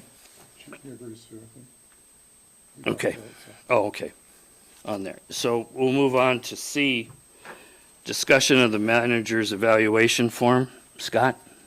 Well, there are 2 here. We're coming up on, 1 year. where's mine? We're coming up on the anniversary of her starting her job, which was May 1st. Correct. And we need to do an evaluation before that time. I was particularly unhappy with the former form for the evaluation of the manager, which I sent you copies of, and it's here on the old one. And the new one, or what I was thinking of, I hope that you will chime in with what you think, is as follows. We would send this to each of the department heads. The borough manager has the responsibility for managing borough personnel. What is your view of the effectiveness of the manager's management of your department personnel? Other than personnel management, what has the manager done well? These areas include managing the borough budget, managing the borough code, managing capital improvement projects, and reporting activities in your department to the assembly. Do you have any suggestions that would lead to improvement in the manager's effectiveness? And not only the department heads, but then the assembly as well would fill out the same. Any feedback? Discussion. Bo? Thank you. I offered to look at this when I got started in October. Some email, I gave up on email for a good month. Thankfully, it was resolved thanks to our wonderful folks at IT. But I gave up on it, but I still have a suggestion just as far as scoring is concerned. In my opinion, I've spent a lot of time on this topic in several different management positions. And really the scoring, if you're going to have 5 tiers of scoring, they have very little meaning if nothing above or below 3 is actionable. If meeting the standard is where we're setting the bar, meaning that's what qualifies to receive an increase or whatever whatever as far as compensation is concerned, if average, which in my opinion should be meets performance expectations, is where we're setting the bar, if we have tiers above and below that, then they need to be actionable. I mean, it's meaningless. It lets someone know you're doing better than the minimum, but I don't understand the purpose of having those if there's nothing to be done. So for example, if we have 3 is average, and that's, as I understand it. I'm trying to get rid of this whole thing, you know. I know. Okay. I'm just me finally getting to this topic. I'll wrap it up quickly here. So really, if 3, as I understand it, from the previous evaluation, was where we set the bar as far as meeting expectations, the manager was able to receive additional compensation, correct? That was the I have minimum? no idea. That's I- Okay. So if that's what we're looking at, is there any value in having other criteria other than 1, 2, or 3, for example, or meeting, or getting rid of numbers and saying meeting performance expectations, perhaps exceeding performance expectations to highlight exceptional service, or does not meet expectations, all of which require commentary to make them actionable. So I would suggest going from 5 criteria to 3. Meets, exceeds, or does not meet. Okay. James, and then Ryan. I don't disagree with you at all. 3 is, 1, 2, 3 is fine. The reason why it never got changed, because we've talked about this, Every time. this is the 3rd time, 4th time, that we've talked about changing this. We went out to different sources, asking if, that was an okay thing to do, and one of the suggestions is you do not do that. You have to give as many tiers as possible. Typical evaluation form is 4 to 5. So you could be a 0 to a 4, or you could be a 1 to a 5, doesn't really matter. But by changing it to a smaller tier group, then it's harder for people to improve. They don't know where they actually stand. Well, I'm better than average, but am I really good at this, or am I just okay at it? And that's why lots of discussions on this to where we just left it at a 5. The issue that we've always had with these is if you walk down them, most people are going to put a 2, 3, or a 4. They're not going to use the 1 or the 5, right? Some people use 5s all over. Some people use 1s the whole way down because they just don't like the person. But then it gets into personalities, and you're not supposed to score on personalities. And then we had discussions of, well, I have no idea. If you look at individual characteristics, you really shouldn't be judging on individual characteristics, except for, do they exercise good judgment? That's probably a good one to leave in there. The part that, like right now, since this is technically the first fiscal year. Number 9, fiscal management. For this particular evaluation, a lot of people in the past have said, we haven't gone through a budget with this person, so how am I supposed to score this? And then you get a bunch of blanks, and then it skews the numbers all over the place because there's a bunch of blanks everywhere. And people answer these by leaving blanks, right? Here's my paper, there's nothing on it, because I don't really know. I don't know how they deal with supervision in the borough, because I don't come in here, right? So how do you score something that you have no idea what they're doing because you don't see them day to day? So we've changed it multiple times. This is what we came up with last time. Is it the best way? Hell no. What is the best way? No idea. I've gone through this 3 times and we still haven't found a good way to do it. You've actually gone through it 5 times. Oh, yeah. Let me see, Ryan and then Bo, and then Scott. So having just a little bit of knowledge in this area and a graduate degree in organizational leadership, I want to talk a little bit about how these assessments are put together. There's actually nothing wrong with the first scoring sheet that we used, but I think that if we use any scoring sheets, we need to provide them to those that are being scored, whether they have comments or not.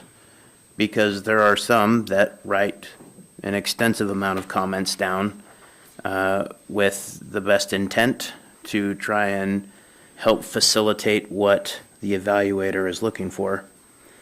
When we start asking department heads to grade their boss, this is a slippery slope, and I would encourage us to, instead of utilizing their evaluations, I would encourage us to utilize a tool called a 360-degree assessment. That 360-degree assessment is an informational tool that could then help guide us through the evaluation process. I think that as the way the code is written, that we, the assembly, have 2 employees. We have the borough manager and the clerk. And we should not be asking their staff for their performance. We should be in tune enough with our 2 employees to give them adequate feedback, to give them what we see as our intent for what we want them to do, or what we are looking for them to, how we want them to perform. But if you're looking to engage their staff, I would recommend doing it in a 360-degree assessment, not an actual evaluation, because although everything is roses and perfume right now and foo-foo, there will be a time when managers and department heads will not like each other, and you will get a biased evaluation to the negative or a biased evaluation to the positive, which then confuses the metrics. So our job as an assembly is to grade the manager. Their staff, it's not their job.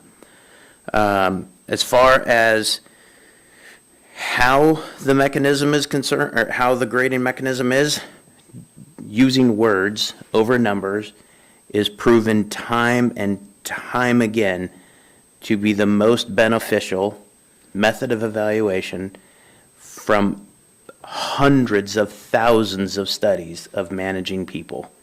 So I would encourage us to use words rather than numbers, because digits are not rationalized the same to me. They are not rationalized the same to everyone else down the line. So that being said, I would just encourage us to think a little more completely about the evaluation process. Thanks. Bo, then Scott, then Larry. Thank you.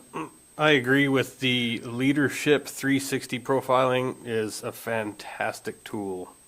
It's relatively inexpensive, and it is done in a very, very clever way where I feel like this is a process that truly is anonymous, no matter how few or many users are involved. Anyhow, that's just another plug. I think that's a great tool. That aside, I agree, and that's what I was getting at early. If we leave the scoring in place, whether it's 1 to 5, 1 to 3, meets, exceeds, does not meet, with no numbers, we have to provide context. How does the manager know what we mean by, I agree, if I have all 5s, yay, I can put that on my fridge, I did a good job, but why did I earn that outstanding? I agree, Manager Williams is outstanding as a borough manager. However, if we want to help her continue to grow professionally and provide increased service to the borough, she needs information. So if we're saying even above average, what did Manager Williams do for this category that you considered to be above average? She needs to know that. If there's room for improvement, which that is completely acceptable, absent negligence, is what specifically do you feel that employee can do to improve themselves professionally? And so I completely agree with Mr. Sherritt's statement that these numbers are meaningless unless we are simply looking at meets expectations, exceeds, or does not. But if we want this to be a meaningful exercise for the person we are scoring and evaluating, I think paring this down substantially and providing meaningful context that's actionable is what I would love to have as an employee. I don't know how Manager Williams feels, but I would love to hear your thoughts, if that is okay. Okay, we've got Scott, then Larry, then James.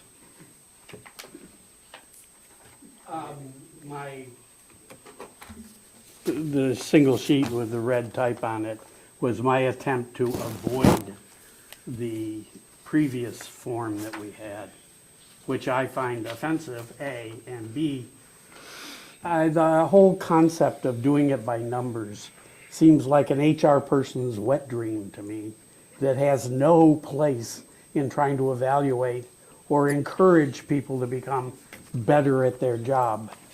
And do you want me to? No, continue. I think it goes with the name. And I think that I'm going to order this book, The 360-Degree Leader, and see what I can get out of it, and see if we can formulate something in the short term that Okay. would take that up. Thank you. Larry, and then James? Well, I've always felt that this Likert-type survey was a waste of time. You know, as you go through it, I'm supposed to decide, I could pick almost, exercises good judgment. How the heck am I supposed to know on a scale of 1 to 5 whether you do? I see you once a week or when I stop by your office, and I'm supposed to give you a score. And then supposedly we average all these together, and they're supposed to give you some meaning. And I think we really have to sit down and say, what is the purpose of evaluation? What are we trying to do here? Are we trying to give direction? Are we trying to make our manager feel good because she should, you know, through an evaluation? I mean, so I really think this a digital exercise that we go through, and I've said from the very beginning, is really a waste of time. And it's the discussions that we have with the manager, it's the leadership this assembly provides that's important. For instance, what direction have we given Amy besides our strategic plan that we've never discussed as an assembly while I've been here to evaluate her and whether she's achieving those goals? For instance, if we said we want really to focus on making land available, And that's one of the challenges we want you to take on as an assembly, not as an individual assembly member, because remember, it's an assembly evaluation, not an individual evaluation of each assembly member of the manager. So we've given you no direction on any of our priorities, other than what comes up at the meetings. So if I were the manager, I would say, what is really important to the assembly? What do they really want me to focus on? Most of this stuff is boilerplate. You're a manager, we expect you to have professional skills and status, whatever that means. Okay, but it's really, we haven't given you any direction at all to evaluate other than your job description. And as I think some people have said, that evaluation is not digital, it's analog. It's the discussion. It's our interaction with you, you knowing the goals and what we expect. That gives you the direction to feel good about what you do as you try to achieve those assembly goals, and we have not done that. That's why it makes it difficult to evaluate you, because I don't believe you know our priorities, because I don't believe that we as an assembly know our priorities, because we haven't discussed those, other than you hear us discuss individual agenda items. And I believe the discussion is important. I also share the idea that basing your evaluation on evaluations from your staff is just not done. Okay, that isn't appropriate. You work with your staff, and to go beyond that is not appropriate. So I believe that the assembly has a responsibility to give you clear direction and goals, and they may be slightly different than the strategic plan, which you're expected to provide leadership on, because those represent what the community wants. But every new assembly should provide clarity to you as to what's really important. And that makes you feel good, I believe. And then when we evaluate you, we can look at that progress, and you can tell us your successes, your challenges, and where we're going to go in the future. So every evaluation should give direction. Sort of what Bo said on 1, 2, or 3, that gives you sort of digital direction. But we have a responsibility for, as an assembly, to discuss that, and we really haven't done that. And so there's lots of different ways to evaluate, but when all is said and done, you should have direction, you should have accolades, you should have areas that we think you might improve on. All of that should be available to you, and it has to have credibility, and the credibility comes from discussion, and the discussion leads to specific goals that we want you to move forward on. Okay, and that's clear. And there's a lot of different instruments to do that, and I don't believe that evaluation is done once a year. I believe there's, points where you can have those discussions. I have worked in management positions for as old as Bo has been alive. You seem like the youngest one here, so I'm picking on you. Your beard is not gray.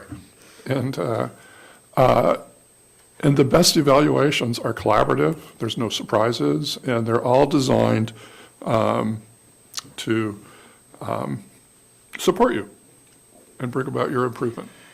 So. Okay, next is James, then Bo, then Ryan. Let me see how to put this. You may be younger. I'm going to try and be as tactful as I can, and maybe I won't. I don't know. There's a Go lot of for it. smart people on this assembly right now, but you're not always going to be here. So you have to make it as common sense as possible for evaluations for different assemblies. And yes, they'll probably try and change it again, just like we have every single year since I've been on the assembly for the last 5 years. But the point of the scoring is so that the layman can understand how to count those numbers up and then figure out what that score is going to be. You change all those numbers out and you start putting words in there, and a lot of people aren't going to understand that. And so the reason for a number system is so that the average person can understand how the scoring goes. It gives you a snapshot of what that number is, and then you score it off of that, and you figure out what the total score is at the end of it. If you make it a word problem, not a lot of people can solve word problems. And so how do you decipher what it is that somebody is actually saying? Because I can say, If you just leave the bold characters, number one, individual characteristics, Amy Good. That's what you're gonna get. Because most people that I've seen on the assembly for 5 years don't fill out the damn evaluation until the day of the meeting. And the deputy is trying to put it together that evening. Evening. So you have to make it as simple as possible. Bo, then Ryan? I'm going to offer, I agree. I think I'm going to offer just food for thought here on how to potentially achieve both sides. If we were to James's point, you have to have some way to score the evaluation to determine if the employee deserves a merit increase, pay increase, whatever you want to call it. If we were to use these categories, so we'll say number one, individual characteristics, instead of 5 different scores, you have, for all of these categories, 1, 2, or 3, or I guess 3, 2, 1. 3 is exceeds expectations, 2 is meets expectations, 1 is areas for improvement or needing improvement. Okay? And then instead of addressing every subcategory under each of these bold categories, those are the criteria you use to determine the score. But even if it's just the word good, some narrative is required, and that's the price we should be paying to provide meaningful input or feedback on someone's performance. So just leave the categories as is. The criteria that are below there, instead of scoring each one, just give you an idea of how you want to, items to consider for your score for that category. Right. But I don't know, and that's where I'm going with this. I think it simplifies it. It gives you some topics or some prompting with these individual subcategories to then come up with just one score for that particular bold category. But I do think room for narrative should be in there for each one of these. And I guess I'll leave it with, may we hear from the manager on this? Okay, well, we got Ryan and then Larry.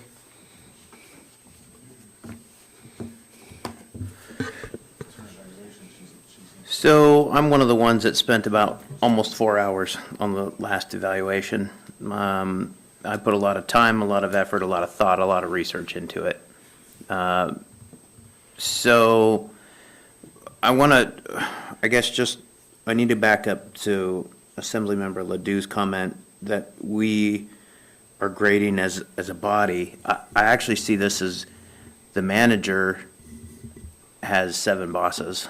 I don't see this as being graded as a body. I see this as an individual grading or an individual evaluation for our position on how or how the manager is doing in their role. And we are elected individually, representing our own constituents. To take that away, I think, undermines. It just doesn't feel right, I guess. I'll just leave that at that. But let me just simplify this a little bit further. The manager has a job description. Job description can be broken down into core competencies, soft skills, and extended skills. So core competencies are the basics of management. Amy, good. Soft skills, those are, people skills, substance of conversation. And extended skills are things that are outside of the manager's realm. So if we hire a manager who has an IT background, we're going to know that they have a substantial amount of background and knowledge in IT, but what are they doing outside of IT? Are they learning HR stuff? Are they learning accounting? Are they learning facilities and engineering? Are they learning contractual obligations. Those are extended skills, and those are the premise of how somebody grows. We encourage growth within our organization. We shouldn't be grading any employee here on things that we don't do. How are your serving skills? Nobody cares, because we don't do that. So, we already have a metric in place. We just need to get organized about it, and it's called the job description. And so again, I'm one of those that spent a great deal of time on the evaluation, and compared it to the job description. I compared it to what the Alaska statutes say a borough manager should be doing. I did a tremendous amount of research, and I can't speak to others that wrote Amy good, because that wasn't me. And so I would just encourage us to, I guess, take a serious look at what we want development to look like. And I would just encourage us, again, the single premise of an employee evaluation is core competencies, soft skills, and extended skills. Whether you use a numerical value or not, this original form that we have in here has narrative evaluation, and there was not even close to enough space for my written comments. So, and in full disclosure, I sent mine to Amy. So, but I also would like to hear from the current manager, who has not only had the position that we're all sitting in here and the mayoral position, but now sits in this seat. So I think that the subjective view that Amy might provide to this might also shed some light. Thanks. I already have her on my list. Next is Larry and then Amy. I think if Amy had 7 bosses plus our mayor, she'd quit. I believe that our assembly is corporate, and one assembly member could destroy a manager if they acted out of it. Just when we vote on something, we may be on the losing side, but we vote as an assembly, not as individuals. That's why we collect it. I don't know how much time I spent. I can't say like Ryan has, that he spent 4 hours, but I evaluate constantly through the year. I haven't added all up. I may do that. But every time we meet, and every time we have a discussion, I'm evaluating you. And I believe we have a responsibility to develop an evaluation instrument. And I agree with the core competence. I don't want to say them the way you did, but that should be a part of it. But I do believe that, once again, that we have to have clear goals for our manager, and they're not always articulated in her job description. As an example that comes to mind, as an assembly, we were very concerned about people who did not get in their waivers for the senior exemption. It was tearing us apart. Okay, we didn't give you specific direction to solve it, but you worked with SEMA, and you came up with some good solutions. You did that. That's a sign of leadership. We didn't say do that, but you did it because you knew that we wanted to do it. So I believe that we need to do a better job giving you specific direction. We need to have dialogue about it. And like somebody said, if we do use a digital format of some sort, then there has to be a narrative that goes with it, or it's meaningless to you. It doesn't reward you, it doesn't give you a new direction, it doesn't evaluate you, it just gives you a number, and it's meaningless. So again, it's the corporate dialogue that we have. I would not send my evaluation to you, not because I'm not ashamed of it, because I'm one voice out of 7, okay? And I don't want you to have to respond to 7 people, or worry that if you don't respond to somebody's individual evaluation, that you're somehow doing something wrong. Okay, so I think we just need to do a better job, and I don't believe just giving you a job description is enough. I think we need to give you priorities, and I believe that every time there's an election, the Assembly has a responsibility to sit down with you and review what those goals are, and they may change, but I don't think they'll change that much. Okay, and that's what makes evaluation fun. So, thank you. Amy? Just for my own personal preference, and I don't know that all managers would agree with this in the future, but the thing that's the most helpful for me are where can I improve? I love hearing that I'm doing a good job. That's very helpful. Thank you. But the true helping words are what needs to be done better. I've sat there and I've sat there. Sitting here is such an eye-opening experience. You have no idea what you don't know until you get here. And then I think because, different staff changes, we didn't have a community development director for a while, so I didn't learn a lot of community development stuff. I thought I knew what assessing was right until the assessing numbers came out and the land values came out. And I was like, whoa, wait, what happened? Like, why did we do that?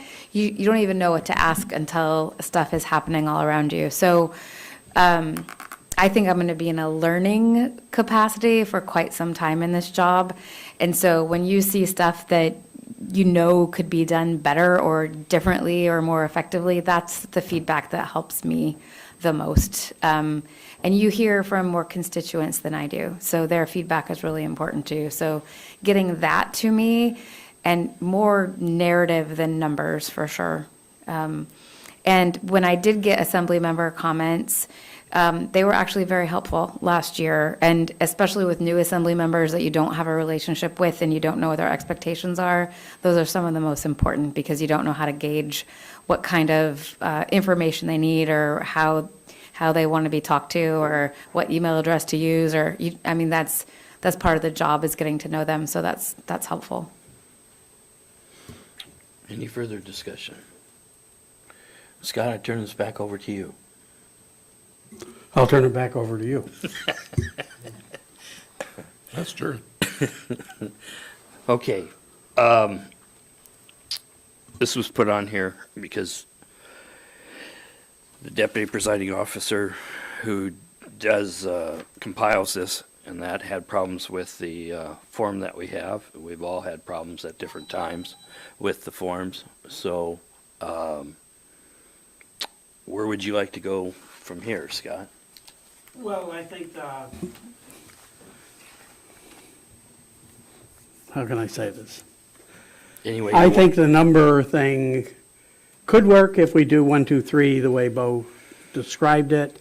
I don't think it's good to do each of the bullet lines underneath the titles. I think those are crazy anyway.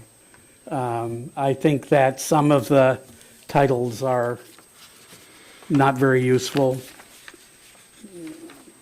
It's professional skills and status. That's what you hire a person for, is the skills. So I don't know, I can go over it that way. I took to heart the discussion that it's problematic to interview the department heads for their opinion. I personally don't interact with them often enough to get a good feel for things without acting like a school marm in front of them, questioning them. So I'm not going to go that route. I haven't heard about this 360 leadership thing, but I will look into it. I've already ordered it from Amazon, so we'll see what happens from that. And I'll get back to you, but we're going to have to do this in April, so. Yeah. Scott, do you want further discussion on? If people have hints, to send them to Why, me. do you want it in that form, or do you want it as an item on the work session agenda again? Yeah, I think. 28th. 28th, yes, Okay, yeah. we'll do that on there. Is So, that you? The governor vetoed the education funding, so I just got, no surprise. bummer. Well, I hope they override. Okay. Bo, you got a comment on this before Just quickly, if the assembly would like, I do have a highly functioning email now, and I would be happy to send a draft to everyone with what I was proposing earlier. It wouldn't change the format a whole lot. It would just kind of implement some of the, or incorporate some of the ideas we've shared. So I would be happy to do that if that's something the assembly would like to see. If not, we can wait to discuss it later.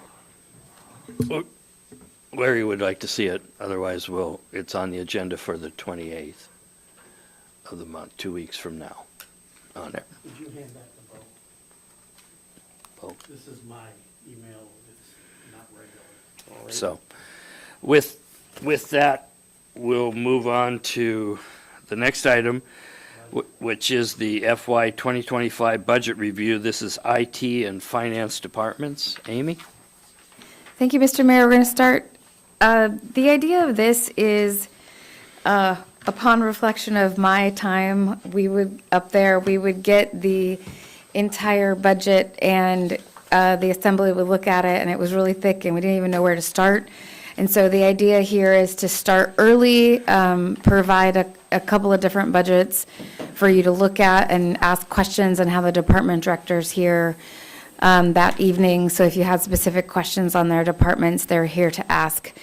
There is a nonprofit thing on there tonight. I assure you, you do not have to determine where any of that money actually goes tonight, but just we're looking for a line item amount. If you want to flat fund that, in last year's budget, we had $170,000 split between two different kinds of nonprofit line items, and then we had another $100,000 in the college and libraries. So we're just looking for some kind of, yes, that sounds good, or no, we want to do more or less. So when we do the level 1 budget, we have some input from you on those line items. Fred's going to start here with IT. If you have any specific questions, I already told him that Assemblymember Smiler and Ledoux both have children in IT, so they might have some technical questions. But other than that, hopefully IT is a softball to get us started this year. Okay, Ryan, then Bo. Let's get started. So,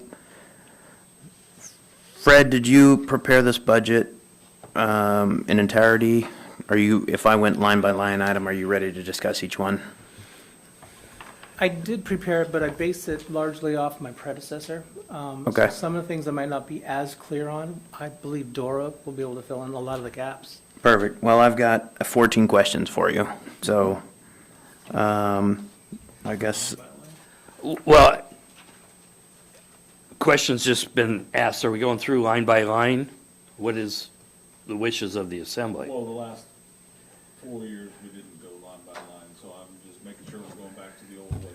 Yeah, the old way is, there were some of us that were very much in favor of line That's what I'm by, asking, we're- because if we're opening up that can of worms, ready. okay. Not ready. Okay, because, yeah, there's some of us that would want to go through it line by line. Bo, you were, Just, I guess, a general comment. It would be, it will be lengthy, but I would like to go line by line, being, I don't know what any of these have paid for previously. And if we are looking to shore up funding for a very large line item elsewhere, we're gonna have to find some efficiencies, so let's dig in. okay, so at this time, I'm seeing a split here, so I'm going to poll the assembly. James? Line? Or not, yeah. Line by line, you're saying. Steve? This is going to take time, but yeah, because I don't know it. Bo? Line by line. Yes. Larry? Would you explain to me what you mean by how we did it in the past and line by line? So there was a previous mayor that refused to let it, when I first got on the assembly, we went through this on Saturdays, and we went through the budget line by line with each department. And we discussed why they wanted that specific amount, and then we moved on. And then we discussed where we thought that it would be if somebody thought that it should be less.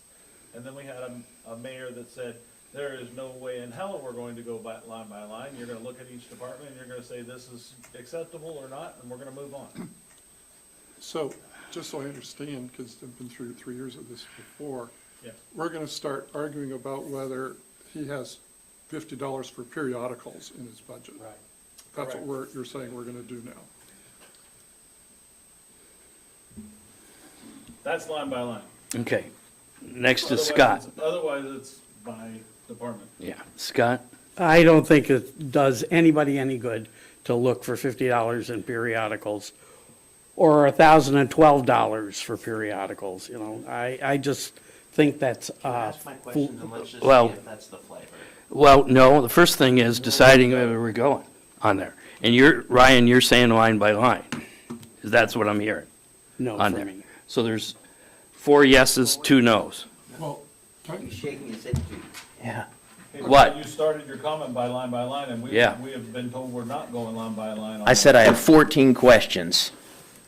My statement was clear. I have 14 questions, and if I were to say a line number, would you be able to speak to that? Very clear, very straightforward. Let me ask the very first question, and let's just see if that answers. You don't need to get angry. I'm not getting angry. I'm just, Sure sounds like it. well, turn down your hearing aid. So my very first question is, you have no travel and per diem in your budget. Do you anticipate any travel or per diem where there would be a budget reallocation that you could see in the next 12 months that you would say, hey, I actually do need to go travel to this course someplace? Because it currently says 0. Yeah, I gave that a lot of thought. I'm currently set, that's the correct number. Okay. We were looking to do training via distance delivery, if we do get training budget, so that's where the money went. Perfect. It's related to this. The next question. Okay, he's got a question related to this question. And that's part of why if we're gonna, that's why it gets convoluted. You have a question, rather than going through all 14 of yours, then you got 14 line items evidently. I think we need to go through, if we agree on there, because there's possibly other members wanting to speak on the same one. So Ryan, are you agreeing that you'd like, it's sounding like you're wanting to go through it line by line? Some are going to go a lot quicker than others. Nobody's going to have any comment, but it allows everybody the opportunity to chime in on there. So would you have objection to the line by line? There's no give and take, huh? Either line or line, or Well, I'm going to interrupt you every time because somebody else is going to have a question. James told me not to get mad. Mad, Mr. Mayor. I'm not mad. I'm just looking for. I'm not mad! I'm gonna let Bo because he was next, and then I'm gonna let Okay, Steve. let's come back to center here, where we haven't even started yet. The reason I ask is, if we have, this is for the sake of the person we are asking questions to throughout this process. If we're gonna have, I immediately had a follow-up to your question. I have a very similar question to ask. So this is just a general question. I can go one way or the other with it, but what would be more simple, I would like to know from each director, would it be easier for you, if I may ask? You have the floor, right? Would it be easier for you to field questions line by line, or I feel like if we're jumping around, is that gonna get confusing, or what would be your preference? I don't mind jumping around if that's what ends up happening. Either scenario works for me. Okay. Steve? I guess my question at this point is, tonight's discussion, is it something where we're trying to go line by line in great detail, or is the point of tonight to get a general overview from each department? And then if we have questions, I mean, then we can discuss whether to go line by line. And I'm trying to figure out the purpose of tonight's discussions, because you brought them forward, and I'm just trying to figure out what the purpose is. In my view, the purpose is to start the budget discussions way earlier than we normally do. We bring this to the assembly at the beginning of the month, and then we have it as a line item, and often we're just like, all right, does anyone have any questions? And granted, it wasn't this makeup of assembly members when I was on there, but there was often not any questions. And then we do it the next week and there wasn't any questions. And we get all the way into April before anyone came up with any questions. So I'm just trying to get through the budget earlier in the year so that when the big questions come up and before we have to decide what school funding is, so that you have an idea of what the needs of the borough are, and we have a better understanding of the whole picture before we need to start making some of those bigger decisions. One of the things, then Larry, one of the things where the line by line helps is when you ask what's in there, and you just get an idea, and then you know it and you have it, rather than a lot of people sometimes don't like to ask the questions, as Amy said, and then they wait till the last minute, and then you had people like James and I that did our own budget because we didn't agree with what was going forward in the past, and so, Larry, you have the floor. Well, first off, I really would like to hear his 10, 12 questions that he has. 14. Oh, 14. But what I really would like to hear when a manager comes before me, and welcome Fred, this is your first time. I keep smiling at you because I don't know what you're thinking about all this, but I'd like to know, as a manager of your department, what challenges you anticipate in the coming year and what challenges you're currently working on right now, okay, that impact your budget. I would like to know what potential opportunities are out there that you hope to address. They could be grants, they could be anything, something that your staff is interested in pursuing. It could be some new technology, for instance, artificial intelligence, that kind of thing, that you think we need to look at. I would like to know what risks we're taking. For instance, one time, our database was hijacked and we had to pay a ransom. What kind of security things are you worried about? What's the status of your department? Anything general that you want us to know about your department. Could be you have a great staff, you don't need.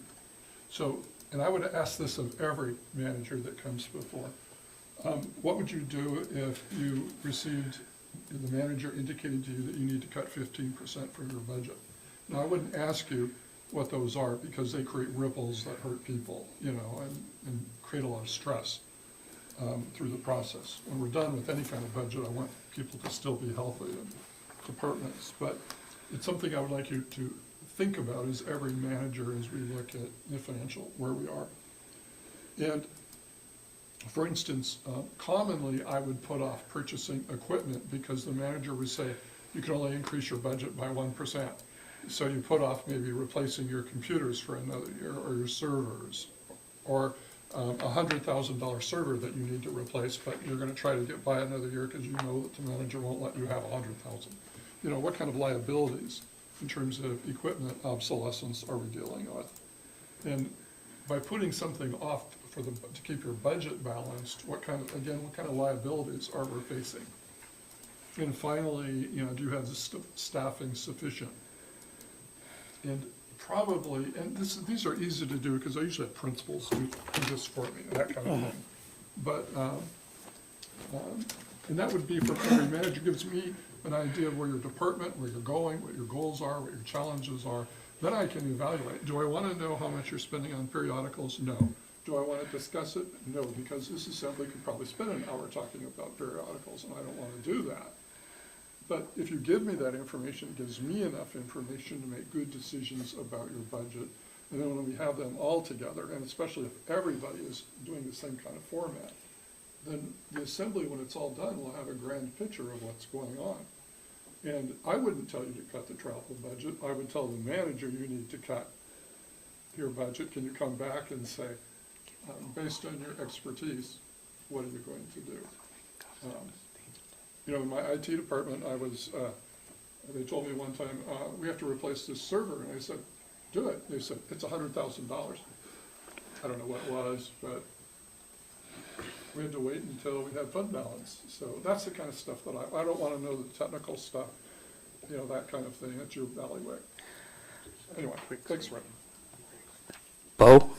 Just a quick comment. I viewed this from the citizen standpoint or community standpoint. Last budget cycle, this is where I feel doing our due diligence comes into play.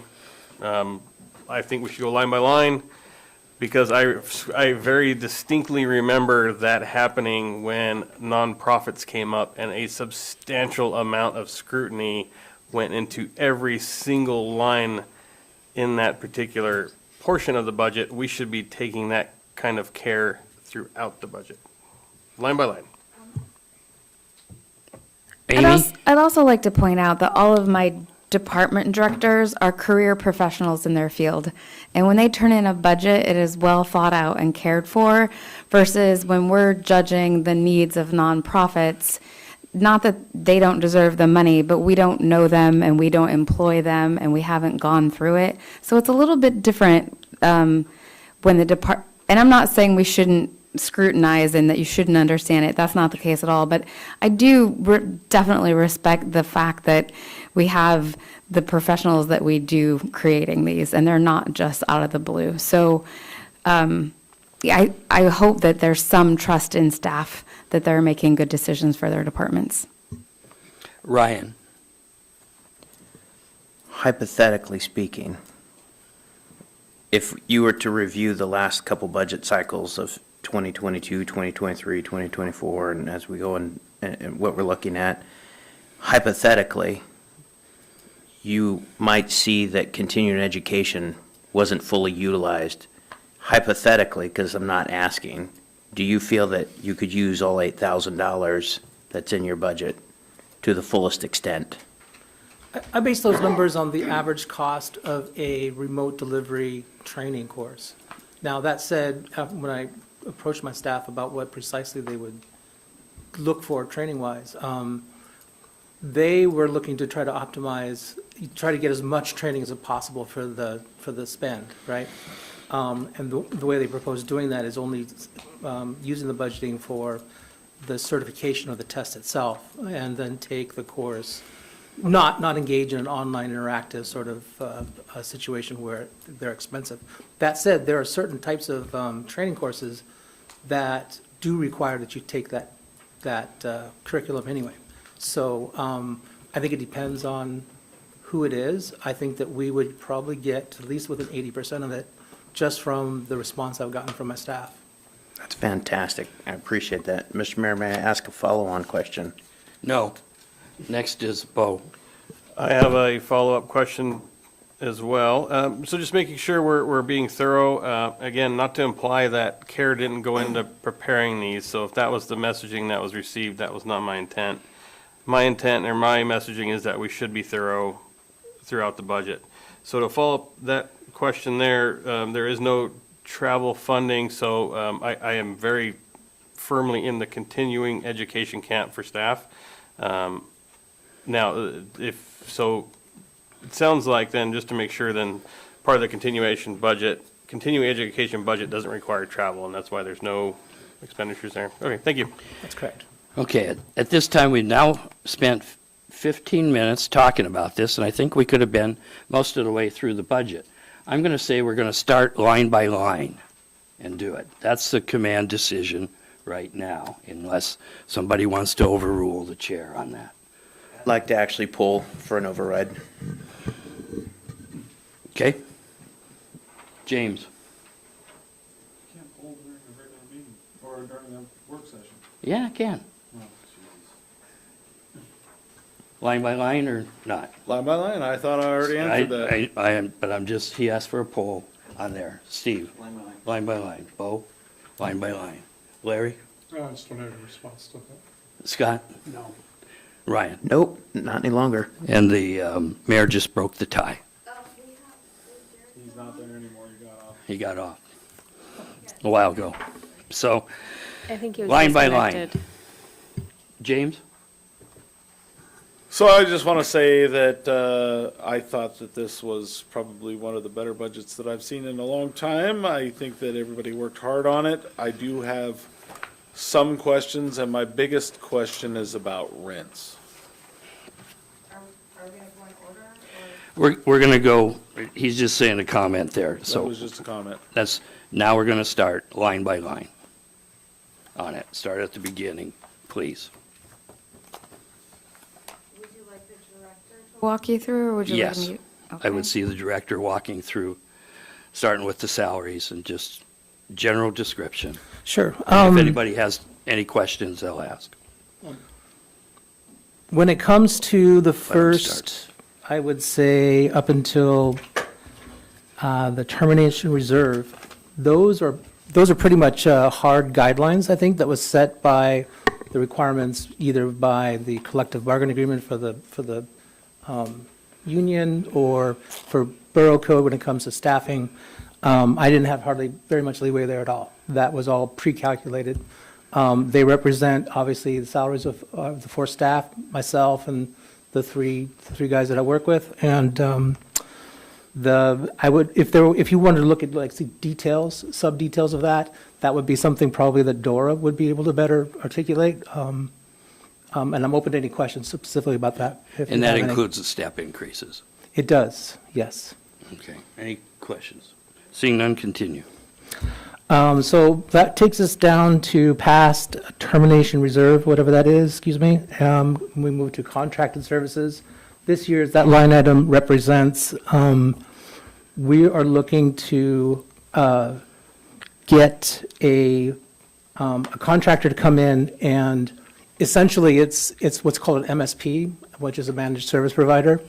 It's somebody that partners up with you as an organization that helps you with implementing certain technologies. In other words, they're kind of like a reseller slash, it's a pool of talent that you can draw from. It's something that the previous IT team had contracted out already. We currently use a company out of Anchorage, and it's specifically like to manage our Mimecast and our Office 365 tenancy environment. I hope that explains it. Any questions? Bo? Thank you. That was exactly the kind of description I need to just understand where we're coming from. So what would be the negative impact if that funding were not available? We probably would not have the ability to go outside the current staff, current core capabilities. There's just going to be some things that the 3 guys that I have, they're just not going to be able to handle. If we lost that, we would be less flexible, I would say, in the ability to, say, resolve issues that would arise or implement new projects. Thank you. Continue. Next is office supplies. That essentially covers things like paper clips, periodicals, things like that. It's just a round number from the previous budget, from the previous regime, so that's my line item there. You can also see, if you look, you can see how much is actually being spent so far on that. And I think what Dora had indicated to me is that we're about 65% through the current budget, spend-wise. So the numbers so far look pretty good. Next, the 4,000 for the operating supplies. That largely includes things like backup tapes, so that we have air-gapped backups that aren't susceptible to ransomware. Things of that nature. Ongoing things like hard drives, spare, equipment like that. Stuff that's directly related to IT. That's what that's for. Next, we have, excuse me, is that printing binding? I believe that might have to do with, Dora, is that for packets for the? Oh, yes, okay. Yeah, there, our printing for the borough is largely through a contract with Kelly, I think. Kelly is an outside, Kelly Tech, that's an outside vendor that comes, they're the ones that kind of manage our Xerox account. So this includes things like, they charge us for the basic monthly rent for the copier, and then there's additional charges for each individual actual copy that's made, so. Moving on. Next, we have, we put in money for for furniture for the office. This is so that we can get ergonomic chairs for the staff. That's the point of that. Next, we have machinery and equipment. This is to pay for the annual refresh of PCs and laptops that we use. The rule of thumb here is that you roughly want to replace a quarter of what you have every year, to allow for planned for the obsolescence when it gets old.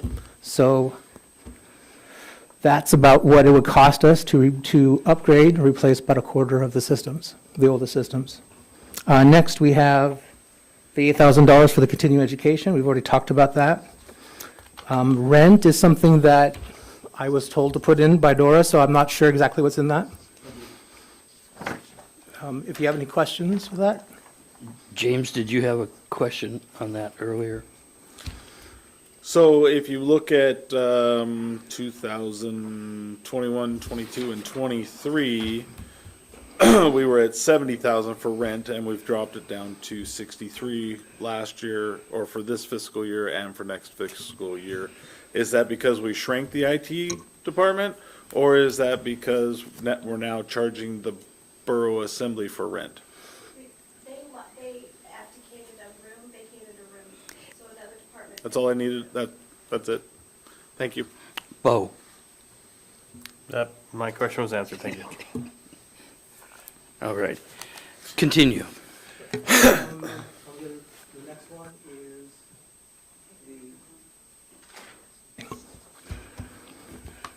Next one is telephone communications. That has to do with our, we have an IP phone system for the main phones for the borough, and this includes the cost to maintain that system and to run it for a year. The maintenance and repairs, that is for, I'm trying to remember now.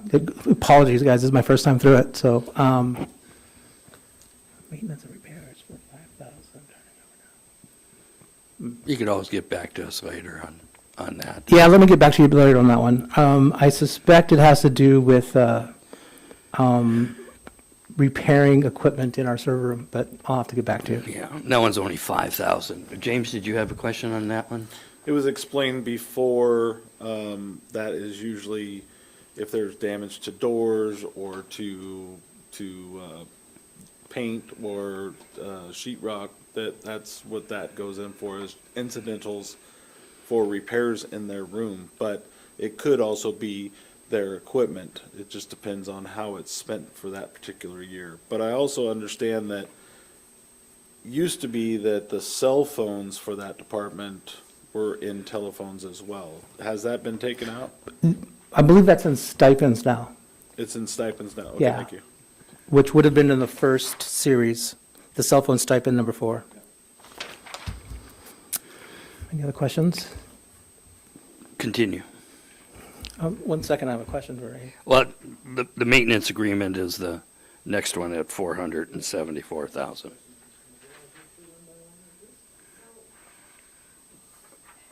So the maintenance agreement line item, Fred has printed out, there's like 50 of them with the dollar values.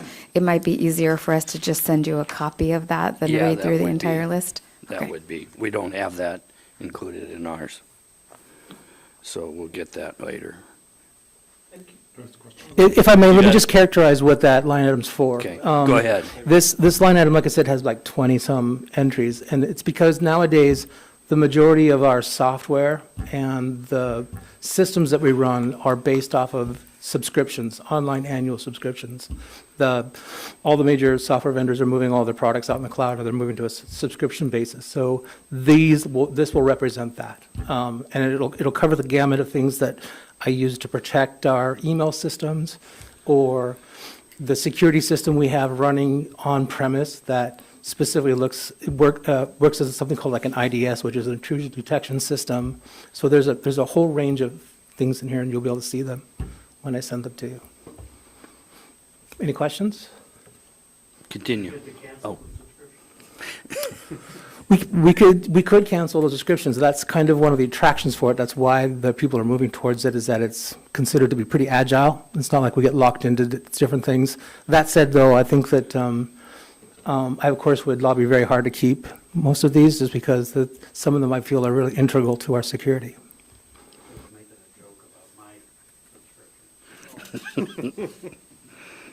okay. Next, we have machinery equipment, 7,000. That is for a high-speed scanner that I spec'd out. It's for the engineering department. They have a plan this year to, that's okay, broach it. They have a plan this year to digitize up to 250,000 documents from their department. And right after they discussed that with me, the clerks expressed some interest in it, and other departments have also expressed interest in it because there's a need, I think, for us to go digital and to try to lessen the paper load. that Kind of we're- borough-wide, and Right, Amy, you assessing- got a comment? Assessing is interested in that too. Ryan? Does that scanner software allow you to OCR the data for searchable content? Yes, exactly. Thank you. And in fact, it's compatible with our Laserfish system. That's where I got the model from. So it's compatible with what the clerks require for their documentation. Bo? Thank you. That was the question I was going to ask. It looks like we're towards the end. I don't have any more, so I will use this opportunity.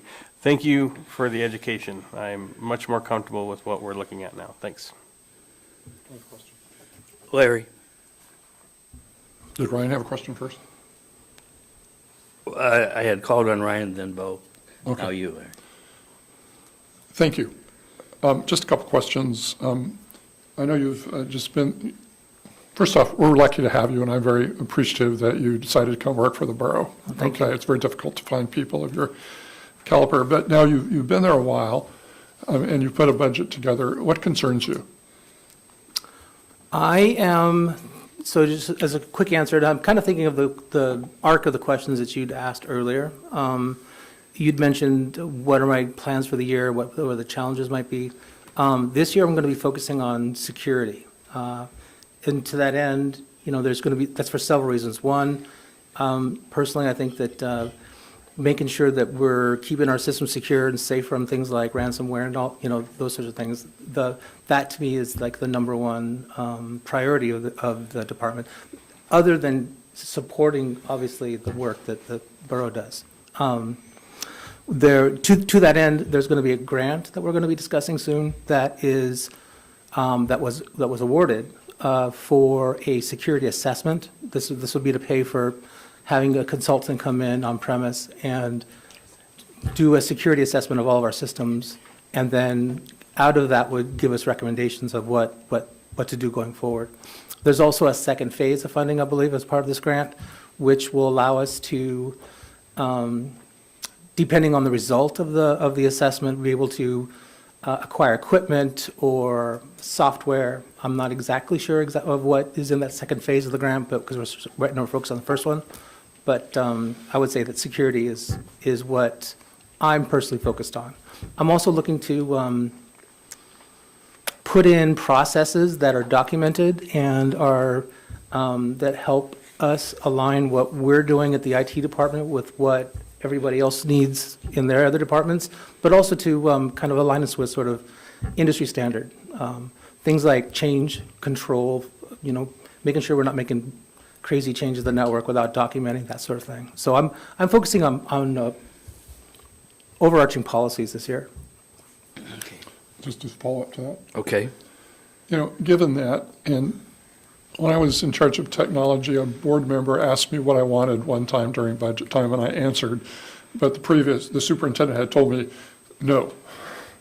So I got in big trouble, even though I got what I wanted. But so in terms of what I asked you before, your challenges, have you put off any requests? And maybe, Amy, this is to you. Are there things that you wanted to put in your budget that you think we need, but you did not because of how it would impact the overall budget, both in your account and the borough as a whole? Are you satisfied with staffing, with the equipment that you need? I actually am very satisfied with where I'm at right now. I had mentioned this before, but looking at it from an outside pair of eyes when I first showed up, the IT software and security systems that were put in place, I'm actually pretty happy with them. And you'll see it in the details of the maintenance agreements. But that said, I do see some aging of the mainline virtualization server equipment that we run. We run VMware. We have a clustered server farm. And when we go to replace those, and also the enterprise storage associated with it, those tend to be expensive. So I'm not as of this fiscal year. I do anticipate I think maybe next fiscal year, we would be looking at replacing some of that equipment. Thank you. And I just want to point out, you've told me more in the last couple of questions than I had with every line-by-line item that you went over, so thank you. Okay, next is Ryan and then James. Thanks. Sorry, I still have a bunch of questions. Sorry. I'll try and make it quick since everybody doesn't like me asking questions. I know that in your maintenance agreements, you have a large line item. Are the GIS costs and accounting software accounted for in those line items? Yes. Thank you. And to even get you a little more detail, we're kind of double dipping this year because we're in the process of, when you're talking about the projects, it's going to be security, and it's also the migration of our PAC software, which is what they use for the assessment. That was my next question. That's supposed to be an 18-month process. We're about 3 months into it, I think. And, we're going to be there to support that. That said, as we transition, we're going to be basically double paying. We're going to be paying support for the old system and the new system. And you'll see that when I send you the detail. Perfect. Can I continue? Go ahead. Thanks. So, let's see, have you considered, so the baler received 2 new pieces of heavy equipment. On board of those 2 pieces of heavy equipment are specific software so that you can download error codes without having to have a maintenance person do that. Is your department at least tracking that? If not, can you put it on your radar because it would immensely help the dump with their error codes on these new equipment? You actually just brought back a memory I had. I had worked with Dave Conrad previously when he was out at the Coast Guard base doing as a contractor out there. And he had me also doing what you're talking about out there. That said, here, no, I was not aware. So this would be something I would need to sit down and work with Dave about. I don't anticipate any problems with that. That sounds like it's something we easily could do. Roger, just for your radar. Can I continue? Go ahead. Thanks. So let's see, we also have discussed as an assembly some discharge issues at the KFRC building. One of the potential solutions for that is a SCADA system. Do you have any background or any capabilities with SCADA if the assembly does look at that as a potential solution for tracking water discharge? Yes, we essentially have SCADA already. SCADA is a class of software, right? I personally have experience with it from when I was working at the base. The liquid oil waste plant had a SCADA system that we supported. They tend to be pretty specialized. The ability to get into SCADA systems really is a very specialized skill set. And I think when it comes to the water treatment, it's going to be a combination of of us and ITs supporting probably Dave as the primary, because Dave will have contracted with these engineering services who are installing the SCADA equipment. And then what I envision it to look like, they'll be the ones who will actually remote in, update and make the changes and do whatever they need to the SCADA system, and IT's role will be in a supporting role for that. Understood. Sorry, just 2 other questions, and I'll forego all the rest of them, if I may. Yes, you may. So, I serve on the Architectural Review Board, and there's a significant amount of technology issues in the conference room, trying to bring people in while we're recording the session, as well as trying to have our guests that are joining us electronically hear us. If that's not on your radar, I'm sure, Amy's probably put it there. I would love to know that that's going to get resolved, because I know during our last meeting that was a point of contention. So if it's not on your radar. Are you talking about the conference room down the hall here? I am. Yeah, I was made aware of that, and I believe we have it resolved. We've done some Awesome. testing, and we're happy with the sound, but it's going to be you guys ultimately that will let me know how it is. That's perfect. And my last question, and I apologize, these aren't more budget related, they're just more IT general, but since you're here and Amy glosses over these, I'm taking this opportunity. So, the Kodiak Island Borough, does not have an open Wi-Fi connection, correct? A guest access? Actually, we do. We have a guest wireless network. Okay, so I'm It's really. not open, though. I believe it's password protected. Yeah, so. Okay. The intent for it is to be a resource for guests to come in, and we do give them the password to it, but it's not what you would call wide open. That said, it's also walled off on the side of a firewall on its own network, and so. Okay, perfect. We The state definitely of treat it- Alaska just issued a memorandum about open Wi-Fi's on government networks, so I wanted to make sure you're tracking that as a point of entry into our system. So Yeah. if it's a separate system, again, the state of Alaska Department of Administration just pushed that out within the last couple days. So I wanted to make sure that that was on your radar as well. Thank you. Yeah, in case anyone's curious, when it comes to security, there's a and the NIST organization, that's going to be the standard that I'll be using to base our security posture on. I have no further questions. Thank you, and I appreciate your time being here. James and then Larry? So mine is a dumb question, probably, but are you using something for your email system similar to Arctic Wolf? I'm actually not familiar with what Arctic Wolf does, but Well, it's more of a class for people that use the email system in the whether it's a company or for the borough. But it basically sends out an email with videos that they need to watch so that they can be aware of cyber threats in the system.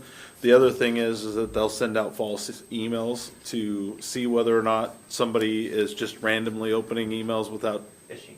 Yes, they do their own phishing. And so something similar to that. I see some head shake. Pardon? we actually have several systems for that now. And I think the reason for that, and this is why I alluded to my predecessor, how I was actually kind of pleased when I first came in. I think the ransomware scare probably caused, them to reevaluate sort of what they had in place for protection, because I believe the ransomware came in via email. And so to answer your question, we have several systems. They're two separate systems.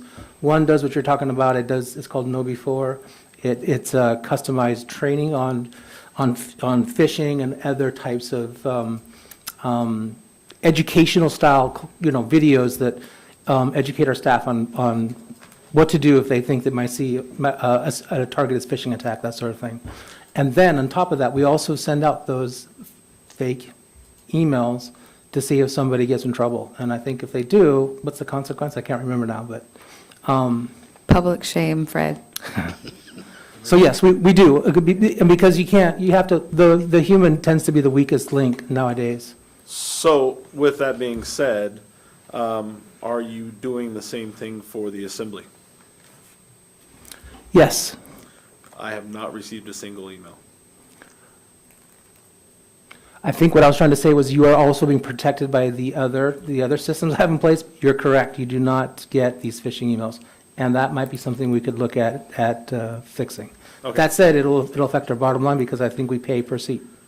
Well, I understand that, but the fact is that this is still a borough email address, and it can get in that way unless you've got it on a separate system. The borough accounts are actually separate. So to be clear, we're using a blended on-premise exchange system for email. That's where the bulk of all of our staff members' emails reside. The assembly and select others are just 100% Office 365. Okay, thanks. So if you were to click on something, it would not jeopardize our systems like it would if it was an internal staff member. Larry? I'm smiling here, Fred, because most of these questions have nothing to do with the budget, but the answers that you give are so well knowledgeable and ready that it makes me feel really good that you're there. Just a couple quick questions. Do we maintain our database off-site or off-island? All of our backups, Public record, you guys, be careful what you say. all of our data is backed up daily or weekly, depending on what type of backup it is. All of our systems go to tape, and it's put into a safe. Okay. That's stage one. Stage two is it's also pushed over to the KFRC building as an offsite I'm going to location. call point of privilege. Sorry, you guys, the cybersecurity is a real threat, and we're literally laying out the roadmap right now. So I'm going to ask that we stop that conversation in a public forum. Sorry. I can say that I think that you would be satisfied with the methods that we're using to protect our data. I know that I am. Thank you. That's all I really need to know. Also, the school district, manages a pretty wide network and has some of the same challenges. Do you know if there's been any discussion to see where you could share costs and work together on some of these operations? Have you had any dialogue with? I have not, but I would welcome something like that because I do see that it's better if we can all work together when it comes to things like that. A good example is printing out maps for the city who came by the other day. My position is absolutely, yes, we would welcome the chance to partner with somebody. Well, it's areas of software acquisition, licensing, sometimes equipment purchases, getting a discount for quantity, those kinds of things, working together. And finally, you mentioned that you may need, rather expensive piece of of equipment, and some of your equipment is very, very expensive and it has to be replaced. And putting in the budget would put a severe strain in terms of managing, a flat budget somewhere. If you need a lot more funds in your area, then it has to come from somewhere else. Do you have any does the manager have any kind of, like a 5-year plan on the equipment that you're going to need to turn around that may influence the budget? I do not at this point, but that does sound like something I should put together. Because I hadn't considered that, because you're right, it is a flat fund, so if there's going to be some additional expenditures, we're going to have to be able to offset that somehow, so. Yeah, thank you. So we phase in the PCs and the laptops doing 25% every year to keep that on a level playing field. And then with the Harris and Tyler overlap, because we're paying 2 for this fiscal year, when that drops off, if we were doing flat funding for the budget, we will just be paying for 1 after that transition is complete. So we'll have that extra funding from that overlap as well. Exactly. Yep. Any further questions on the IT part? Thank you, Fred.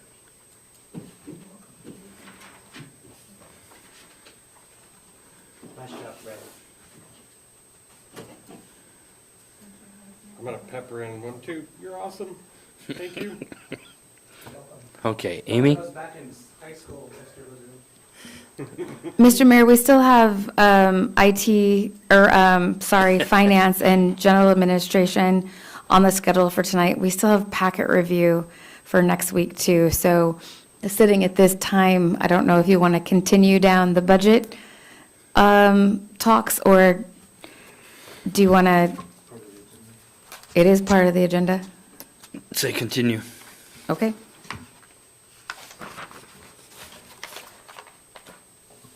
Well, we have our finance director and granddaughter here. So as Fred pointed out, the first few items from salaries all the way down to 450119 for the COVID expenditures are office supplies sneaks in there. All of those are predetermined by the number of employees they have. And Dora has made some changes in her staff, so we'll let her get started on that. So just a couple of comments. All of the salaries do have step increases. I work with the directors, all the directors, what their staffing is, and you have employee counts, so you can tell which departments are increasing their staffing or decreasing their staffing. And then the continuing education line item, if it is a class for education, travel is included in that continuing education line item. Travel and per diem line item is for things like if they go to the village to repair something and it's borough business travel, then that's where travel expenses are located. If assessing takes a trip, they're doing assessments, they're working, then that is travel expense. if they're traveling for a conference, their airfare, hotel, car, their conference fees, all of that is under continuing education. So as you look at that, you can't necessarily say because there's travel and continuing education that the travel's for continuing education, because that's all encapsulated in continuing education. To answer some of Larry's questions, what am I putting off for this budget? Nothing that I'm aware of right now. Challenges and opportunities are usually one and the same. Tyler conversion is going to be difficult for my staff. I have mostly new staff now. My senior staff is a part-time person. So I have lost my accountant this last year. So all of the theory-based decisions in our department are me now, for good or bad. I would desperately like to have another accountant, and I do have an accountant in the budget. What I didn't include in this year's budget is a secretary position. So I am down one staff member in my employee count for this budget, and my payroll clerk is not a full-time, she's 30 hours. So that has helped decrease my salary cost. So my challenge and opportunities are implementing new projects with a pared down staff. Risks, I am one of the fortunate ones. I have all of my stuff looked at by auditors that come in and comb through everything that we do. I'm happy to have that. I just want to find things to improve on. That's the whole goal. And we're lucky to have a good relationship with our auditors, not a contentious one. I've worked really hard to do that. Generally speaking, I'm happy with my budget. If I were asked to cut my budget significantly, I have very few outside expenses. Most of my expenses are salary related. So, Go ahead and continue. Okay. On that office supplies, the next line. So office supplies, I do have some new staff, and we're trying to clean offices and stuff up and get rid of things, so that's pretty much the same. Printing and binding, that is for 2 Xerox copiers and 1 desktop, and I also have $6,000 in there for the printing of the popular report that goes out every year. Dues, books, and periodicals, again, there's education material and books that we purchase for the department for guidelines for payroll and some of the postings for the journal entries that we do. That also includes $1,100 for the GFOA award programs, meaning the financial reports, the budget report, and the popular report. There's 2 GFOA memberships for staff, and there's $2,000 in the GFOA manuals, which is the payroll and some of the best practices that we subscribe to. I don't have any furniture and fixture costs. I have $150 for, I usually have a lunch for staff after final audit, just as a way to decompress and find out what went well, what didn't went well, trying to get a jump on next year. Insurance and bonding, we have particular insurance requirements. I have to have a cashier bond, and I also have to have, as a finance director, $1 million treasurer bond. So, continuing education, all of our stuff is done remote. Most of it is self-directed. Webinars and in-person classes are much more expensive. The self-directed classes are generally what my staff prefer. I don't have anything for recruitment and relocation, although were I to get an applicant that was out of state, I would definitely come back to you with a budget amendment asking for those funds if it was necessary, but for right now, it's not in there. Rent, I have not changed my footprint. telephone and communications, historically, our internet, some of our searches, and our telephone costs are there. Don't really have any return maintenance expenses. And the allocated salaries, we receive $1,000 from the land fund toward our salary costs because we manage the property sales and the receipts coming in from the property sales, prior property sales. Solid waste, we do the billing for the solid waste accounts. Then we have the hospital and the KFRC, same thing we do. We do billings and manage the rentals over at the KFRC facility. So those funds contribute to our fund to decrease our costs. Those are enterprise funds, or in the case of the land sale fund, it's a special revenue fund. If it's a general fund account, then we don't ask for any kind of allocated salary from their department. And that's it. Okay, Larry had a comment, then Bo. You said that you cut your secretary position? Why? I don't need a secretary. I need someone who's educated in accounting. So the accountant position you have is a new position then? No. Okay, so essentially you have one less people in your department? Right now I have 2 less people because we lost our accountant and we don't have a secretary. But you're eliminating the whole position of secretary, is what you Correct. said? Yes. So actually, when all's said and done, then you have one less budgeted position in your Correct. department? Yes. I see. Thank you. Bo, then Scott. Thank you. Just to educate me on contracted services, we have 25,000 on the level 1 budget. What type of services do those include?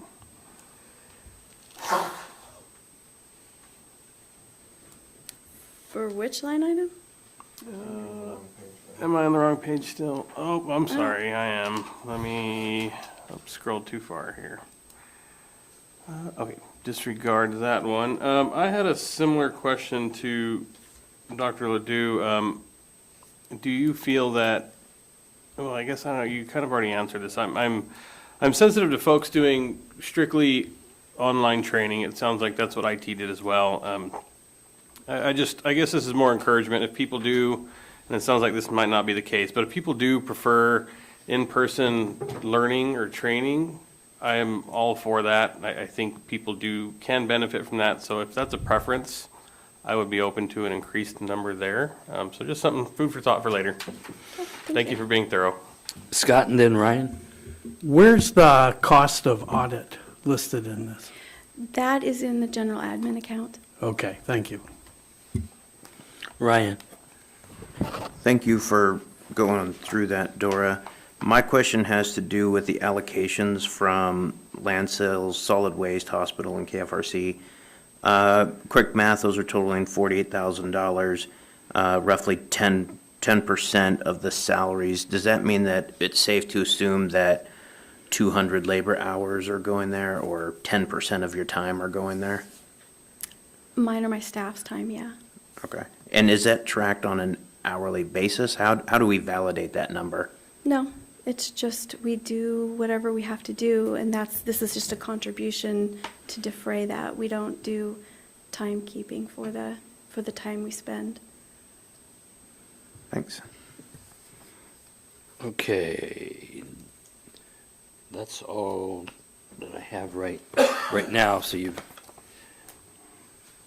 then the attorney is broke into those other categories on the general fund. So, Amy? We're moving on to the borough attorney. Yeah, that's the next page, I'm assuming. You want to go over that quickly? I don't. So this is just looking at historical, just a guess. And if you have better numbers you'd like me to put in here, I'm happy to do that. The title search usually has to do with foreclosed properties. The collection expense has to do with any work that we have the attorney do for personal property collections and the small claim consultation work. Filing and recording fees, we share that with foreclosure along with the assessing department for any of the filing or recording that they need done. Advertising, hearings. That has to do more with the foreclosure again for the publications and litigation expense. That one comes and goes. Anything that's specific to assessing and community development, since they are quasi-judicial departments, they have their own legal expenses. So any of the legal actions that assessing or community development has will come out of their department budget legal expense. This one is for the rest of the borough. So if we have personnel issues, if we have foreclosure issues, those kind of things will come out of this account. Larry, you had a question? We have a borough attorney that we consult with, usually for legal matters. Does that attorney take care of all this stuff that you just mentioned in terms of title searches and that type of thing out of Anchorage, or do we have a local attorney? Oh, no, we use our borough attorney. Why? Not for title searches, though, Just that's because- through Walco. Pardon? Title searches we do through Walco. Western Alaska. Okay, I'm just Sorry. thinking that some of this boilerplate type things that we talk about, wouldn't it be cheaper to use a local attorney to do some of these things that are directly involved, Kodiak, not about litigation, but, We have a contract with this attorney to do our work. no, I understand that, but that's because we let a contract, to do all that work, but I'm just saying, in terms of local, hire local and that type of thing, have we ever considered just separating stuff related to some of the things that you mentioned, again, not litigation or? So I'm assuming you're talking about something we'd have to go out for an RFP for? So then you're wanting me to prepare an RFP to do foreclosure work? No, I'm saying just a local attorney would do that because it's really local, what I call boilerplate, just, First, we'd have to take it off of the current contract. yeah, so I understand That we have, that. and I'm then just wondering why we do everything, out of an Anchorage law office instead of, It's catch a can. listen, catch a can. Yeah. Okay, And part of the reason is. That explains he has a lot. expertise Scott? in it. Go ahead. Scott, go ahead and finish. We hire attorneys for the borough that have expertise in borough business kinds of things. okay. On there. Go ahead, Dora. That's all I had for the attorney item. Okay, then we've got a few more pages here. Are we going to go through those or another time, Amy? It's up to you how you want to proceed. General administration, Let's go for it. okay. So general administration, this is generally items that pertain to the whole borough. So we'll have our auditing costs in here, we'll have our insurance costs in here. We also have a particular line item I'll talk to when we get to. If our borough vehicles need work, it'll be charged to general administration unless it's a vehicle used for a particular fund.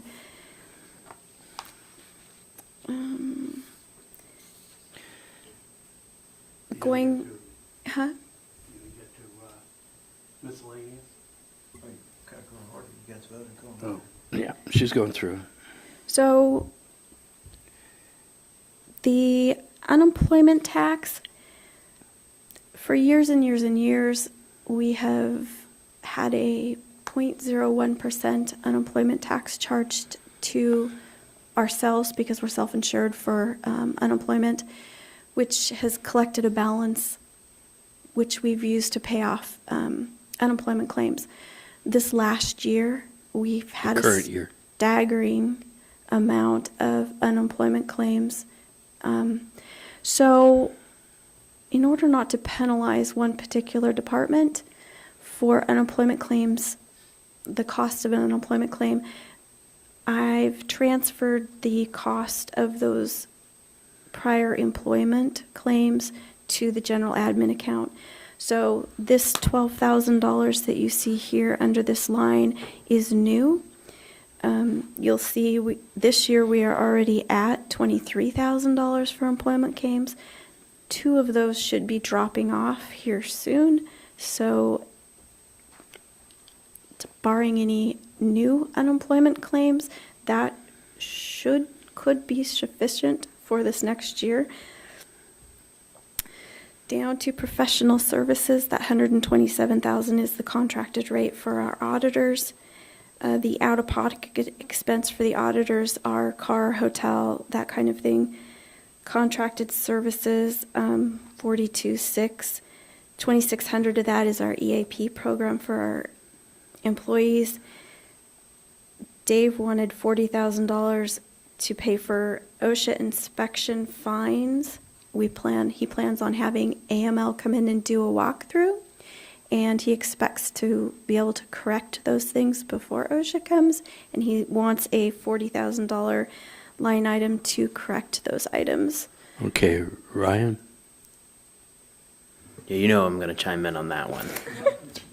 So I think instead of saying that he expects $40,000 in fines, what he really expects is $40,000 an expenditure of a line item to fix things that might result Prior in a to, fine. yeah.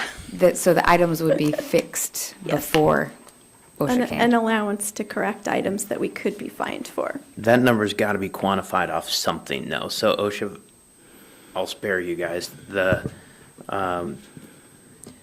I would recommend, I would actually ask that instead of budgeting $40,000, that if the borough is looking intently at prioritizing occupational health and safety, or OSHA, that you guys just enroll in the VPP program, which is free through the state of Alaska, and it costs nothing. They pay their own way. They give recommendations. You have time to fix it. And that's what AML is going to, that's what he wants AML to do. As our insurance carrier, they do that for free as well. And so this is what he expects to Okay, so to find and AML fix. and VPP are two completely different things. So workman's comp coverage, or AML, will not look at things from a regulatory standpoint. They'll look at things from a liability standpoint. I mean, I do this for a living, so never mind. You raise a question there. James, you have a question on that line? So previous discussions during budget and other items throughout the years that I've been on this, I am 100% agreement with Ryan. Is Dave had told me at one point we use the state services. So my first question was, are we talking about OSHA or ACOSH inspection? And second, if you do the ACOSH pre-inspection, then they don't come in just to inspect you anymore. And that's what I talked to Dave about years ago, and he said we were already using that.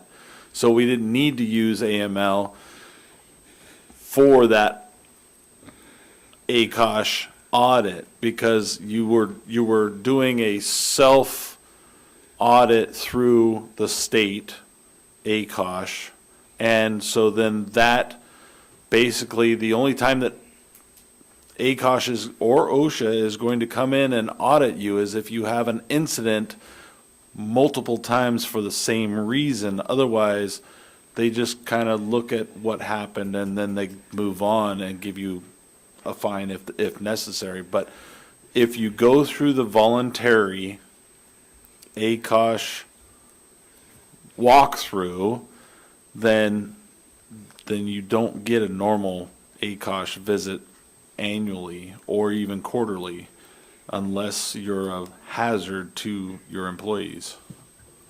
You're welcome to ask Dave about this. I was asked to put, me once and said we're doing it, so that kind of confuses me. I will clarify and get back to you about what we're doing, and if, and we'll look at that program, the VPP program, to see if we could look at it. I think the regulatory stance is a much better than liability for the safety of our employees. Ryan and then Bo?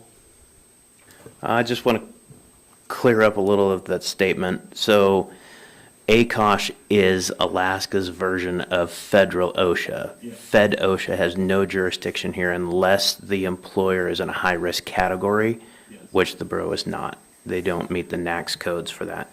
So it would always be ACOSH, and it would either be enforcement or consultation. Those are the two divisions. And so you can go into the consultation program, which is the VPP. There's 3 different programs under there.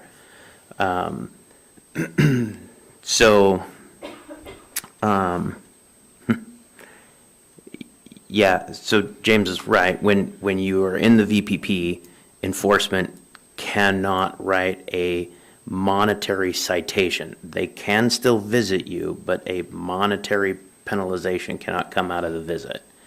A time-directed penalization can come out of a visit, even if you're in VPP. So. Bo? Thank you. So just to make sure I'm clear, so that 40,000 that you were requested to add here, this is to address deficiencies that are known, and that's a estimate of known expenditures to get us up to standard? As you understand it, I guess? Amy's going to look into it. as I understand it, that's what Dave's intent was when he put this. He also put he put a total of 75,000. 40,000 here, $15,000 each for the landfill and KFRC, and 5,000 for the apartments. So Okay. you'll see that same budget item for corrections Okay, thank you. in those other funds. Continue. Office supplies, 3,000. Our copy paper, we purchase copy paper and put it downstairs, and anyone comes to use it, and so that's what that, and envelopes are the same way. So those are the general admin expenses for office supplies. Printing and binding, 10,000, 6,000 for property tax statements, 3,000 for assessment notices, and $1,000 for the reception desk and the supplies at the reception desk. Postage, 8,000. Rental equipment is the postage machine that we have. $2,000. Food, business lunches and meeting, that's for some of our all-staff get-togethers for Christmas or summer. Insurance, general liability insurance that isn't specifically notated somewhere else. So if it's vehicle insurance for the landfill, it's charged to the landfill. It's property insurance to property held somewhere. It's the land sale fund. So it's allocated. This is the remainder of the general liability policy. We have a crime insurance policy. One question I have on that liability, as you look at the previous 3 years, you see a drastic increase in liability, but we spent $22,800. We're only projecting 23. Is that adequate? It's a guess. I'm just looking at the increases that we've had, and from what I'd heard from JIA and MA and AML was that we're looking at typically a 10% increase. I know they had looked at increases in property insurance, and they had talked about the 10% increase in general liability insurance, but we prorate that, so sometimes I don't know where exactly the proration would fall. It's not always a straight 10% increase across everything. Okay, so you're I comfortable. can change it. You're comfortable. I'm assuming you've talked with them, and so you have an idea. Works for me. Thank you. Continue. Miscellaneous, there is a chance. Do you want to talk about this?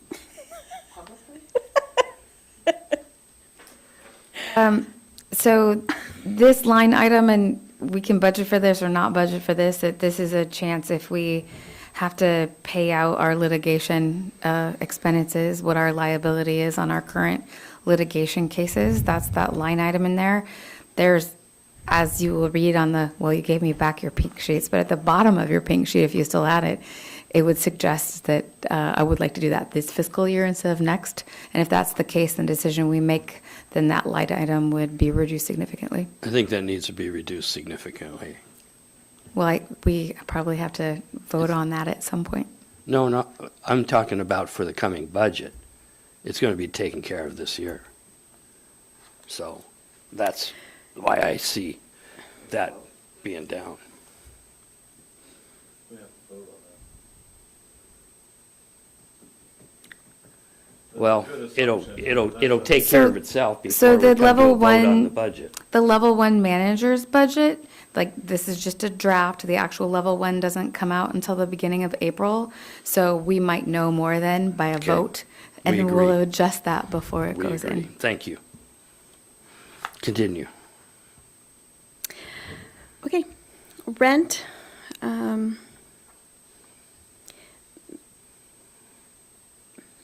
What's in that? Vehicle- What does that- that include on the rent? That is all the unassigned space we have, yeah, for the borough, not.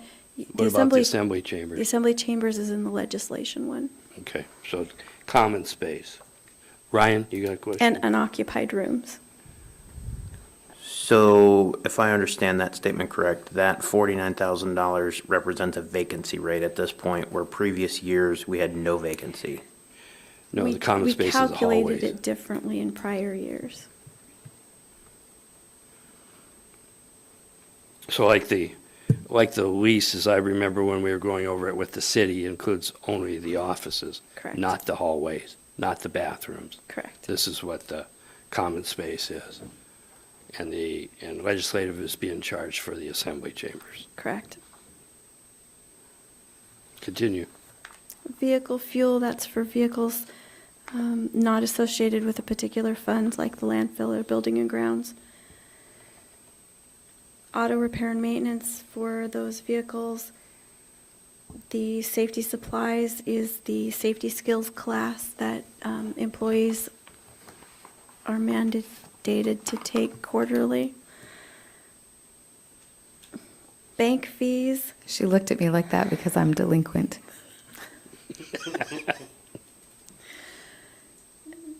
Bank fees for the borough's 2 accounts in the school district, and travel insurance coverage and auto liability coverage. Ryan, you got a question? Can you go over the $11,000 in bank fees? I'm having a hard time understanding how we're getting charged $11,000 in bank fees. So that, most of that is our investment fees, and because our facility fund does not allow for that type of expense, the borough pays that expense, and it's generally about $800 a month to have the custodial management of those funds for the facility fund. Our bank fees, I paid $9 last year in our bank fees because of our fund balance that I keep in there, and the sweep account and the the overnight and weekend investment accounts that we have. So we pay the school district because their fees, because we control the banking for both entities. But like I said, I only paid $9 for those. The rest of these are the custodial management fees. And I can't do anything about those. I can't offset those with anything else. And a follow-on question. Go ahead. So with the custodial management fees, are those contingent upon a balance, or are those a fixed fee per month? It's a percentage. It's for giving and receiving any trades and sales through that custodial account. So those types of fees, those brokerage fees, are the equivalent nowadays of long-distance charges. So most of those are no more. So I would encourage us to look at different fee structures. So Okay. I'm not sure what that look is, but if you need some guidance with that, I'll be more than happy to share my own. No, time is a factor more than guidance on Roger. that. Yeah. Okay, continue.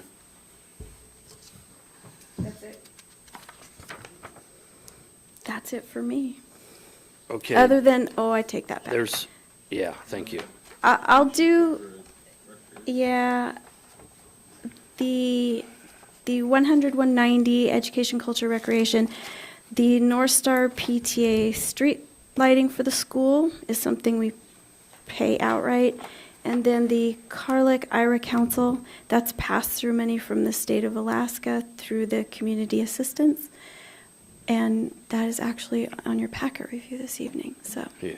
And just a quick question, is there a reason that street lighting can't be in-kind services for the school? Not that I'm aware of. Okay, James? So, we put 4,700 for, level 1, 2025, and we had 4,700 for 2024. But we have a rate increase coming up prior to the fiscal year, so are we gonna change that to reflect in the next Year. level, if you will? 12.5%. Sure.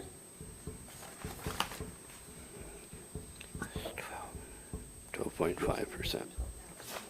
Okay, but we, It's going to at be some time, okay. we need to just make a note that that needs to be a discussion on in-kind services too. That would change. Mr. Mayor, it's already been added to their in-kind services for this next year. Okay. Bo? I'm just going to Oh, take it. excuse me. James, you had a question, and then Bo. I made my question, whether or not we were gonna increase the lighting. Oh, okay. Bo? I'm just going to take this opportunity before we shift gears. Thank you, Dora, for being so thorough, and Fred is gone, but I thanked him again. I'll thank him again for the education, and thank you, Amy, for not doing what that notebook says over there and giving us additional time and opportunities to look at this. I have a lot to learn, so this is very important to me in making these decisions later, so thank you. James? So we didn't go over colleges and libraries, we didn't go over the nonprofit funding. I have them, and they can be very quick if Okay. you'd like to Well, I continue. saw the mayor closed his book, so I figured he was done. I just wanted to make sure we covered those before the end of the night. He's a weak mayor, not a Right, boss. but the issue was lump sum things, so I don't feel I needed to leave it open for that. Amy?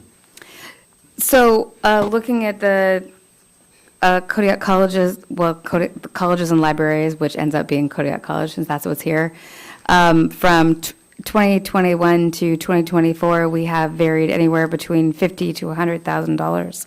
So I was hoping to get some input on what you would like to see added for the 2025 budget. James? Back to 100. What's Scott? And then Bo. One year, there was both Kodiak College and the Kodiak Seafood and Marine Science Center were getting funding. Is it still open to both? It is still open to both. They just both need to apply. Okay, thank you. Bo? Just if you're able to, just some general information on what these funds are used for. So for Kodiak College, they used it specifically to help, we asked that it went towards helping local Kodiak residents get college credit while they were still in high school. That whole program. Jumpstart. Thank you. I don't remember the name. So high school students are able to take college level classes while they're still in high school. It supplements their tuition so that they can get a head start or a jump start on their college education. And then we asked the University of Alaska if it could be directed towards Kodiak residents. We give that money directly to the University of Alaska, so then they give it back for the use at the Kodiak campus. Ryan and then James? Oh, Quick follow-up. okay. So Is there, so I consider that to be part of the K through 12 education funding, just personal opinion. Is there any other benefit to the community besides that age demographic? Yeah. yeah, there is. I Go think there's ahead, going to be a Amy. lot of different opinions on that, so we'll let the assembly speak first. Okay. Thank you. Next is Ryan, then James, then Scott. I actually didn't have my hand up for a change. Oh. God, James. Can't say that, you're on the air.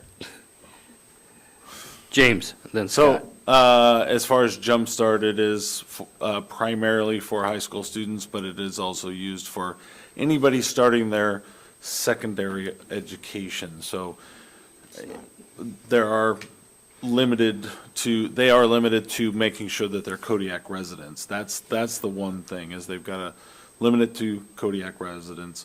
But if you're a first-time college student and you've delayed for a couple of years, you could potentially get a Jumpstart fund.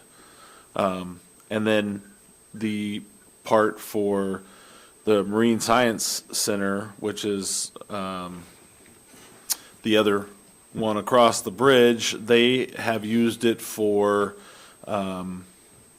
basically training for the seafood sector, whether it's botter training, whether it's QA training, whether it's there's a number of different things that they've used it for. They have not asked for as much, so they kind of split it 75, 25, somewhere around. Well, I don't think they've asked for everything. The one thing that I have asked before is that we don't give it to either U of A or U of F, because they take a percentage of it. Yeah. And so there's a specific way that we have to give that to the universities, basically to Kodiak College or to the Marine Science Center is, and I'm going to forget which way it is, but I think it's a grant. If you give it to them as a grant, then the main university doesn't take their 30% off the top. So And what they don't spend, we get returned. in the past, we have, yes. They've been very good about that. But if we send it directly to the universities, they take 30% off the top, and our students in Kodiak lose out. Yeah. Scott and then Steve. I think the one at the Kodiak Marine Science Center is mostly done by the Marine Advisory Program personnel there. And they do things other than just seafood stuff. They also do young fishermen programs to get people in safety issues with young fishermen. And I think part of the kelp thing had young people involved, Kodiak residents involved as Yes, well. Yeah. yes, that's through ARC. So basically, ARC is the one that applies for it. So it's the Alaska Research Consortium. So, yes. Okay, Steve. When you say Jumpstart, is that part of that dual credit program, or is that a different issue? Okay, just clarifying. So we get credit both for high school and college? Yeah. Yes. Okay. Next, Amy, would be, The other thing we were looking for input on was the nonprofit funding for the last couple of years. We've done about 170,000, 85,000 going into each of those two categories. One of them is health and social services, and the other is education, culture, and recreation. And we actually didn't stay very specific to this fund shall get 85 and this fund shall get 85. We really ended up dispersing the 170 wherever the assembly thought that it should go. So really, we start looking at our big ones and give them the same amount, and then we have smaller ones that we give around 5,000. So we're just looking for a line item total that Okay, you'd like to James. see there. I'd like to then go Ryan. back to 170 instead of the 190 plus that we decided on last budget cycle. And I still like the under 5,000 request, over 5,000 request, and then we can decide from there. Okay, Ryan, then Bo? I would like to just see the same amount put there, the $115,005, and move on, and we'll figure out how to allocate later at that point. The what figure? 115,000. 115,005 as listed on page 203 in the general fund, nonprofit funding. I'm seeing That's, it's that's 85. that's just for the one section of 192. Understand? Okay. Yeah, the James, budget is. James Good. The budget's 85 for the coming So year. we'll just do something similar to we did last year, and we'll discuss it when we get further along in the budget cycle. Oh, Ryan, you got a follow-up? Yeah, so I see the budget listed as 85. What I'm asking for is the budget to be listed as 115, representative of the actual amounts that were awarded in 2024. We have 115 on page 2 of 3, but then on Yep. page 3 of 3, we have another 76. Roger, Yeah, he said I was good for pointing that out. James Good. Lena? Sorry. You got a comment? Mr. Mayor, I just wanted to remind you that we do have to take a poll of the assembly on whether or not to extend the meeting past 10:30. Right. So you will need to decide whether or not to stay past 10:30 or adjourn to another time. Great. So, Bo? Just a general comment, supporting the previous level of funding for nonprofits. I think they have a direct positive impact to the community in many different ways. I do not support a reduction in funding on this line. Thank you. Larry? I agree with Bo, and I think we should just give it to whoever we gave it to last year, and we're done. Second. That's a separate vote. Okay. That takes care of the work session agenda items, and it is 10:15. I'd like to go ahead and start on the packet review, and we'll see how quickly this goes. My Amy. computer shut down, so just one moment, please. It's been a minute. Okay. The first item is, on the packet review, is contract number FY 2024-7, approval of landfill fire alarm and sprinkler deficiency repairs and replacements by Taylor Fire Protection. Amy? When we passed that contract earlier in the fiscal year, in the write-up, it said this is the dollar amount that we expect, and then it said there may be up to another $10,000 for other expenses. In the report that came out from the newsletter that the clerks put out, it says this contract was approved for that base amount and didn't include any additional money. I'm requiring finance, when we pay invoices, to go back and ensure that the contract was signed and double-check the value to make sure that those two items match. This particular one had the rental of a scissor lift from Kodiak Rental Center added onto it that didn't match that assembly newsletter amount. So we're redoing it so that we can add the proper amount so that the value that is approved matches the value that is on the contract. And that is $19,569. I am still rebooting, but if that's Okay. what your packet says, yes. I was just And then trying to it's help the- you. Yes, thank you. And then it's that addition of that scissor lift. Okay.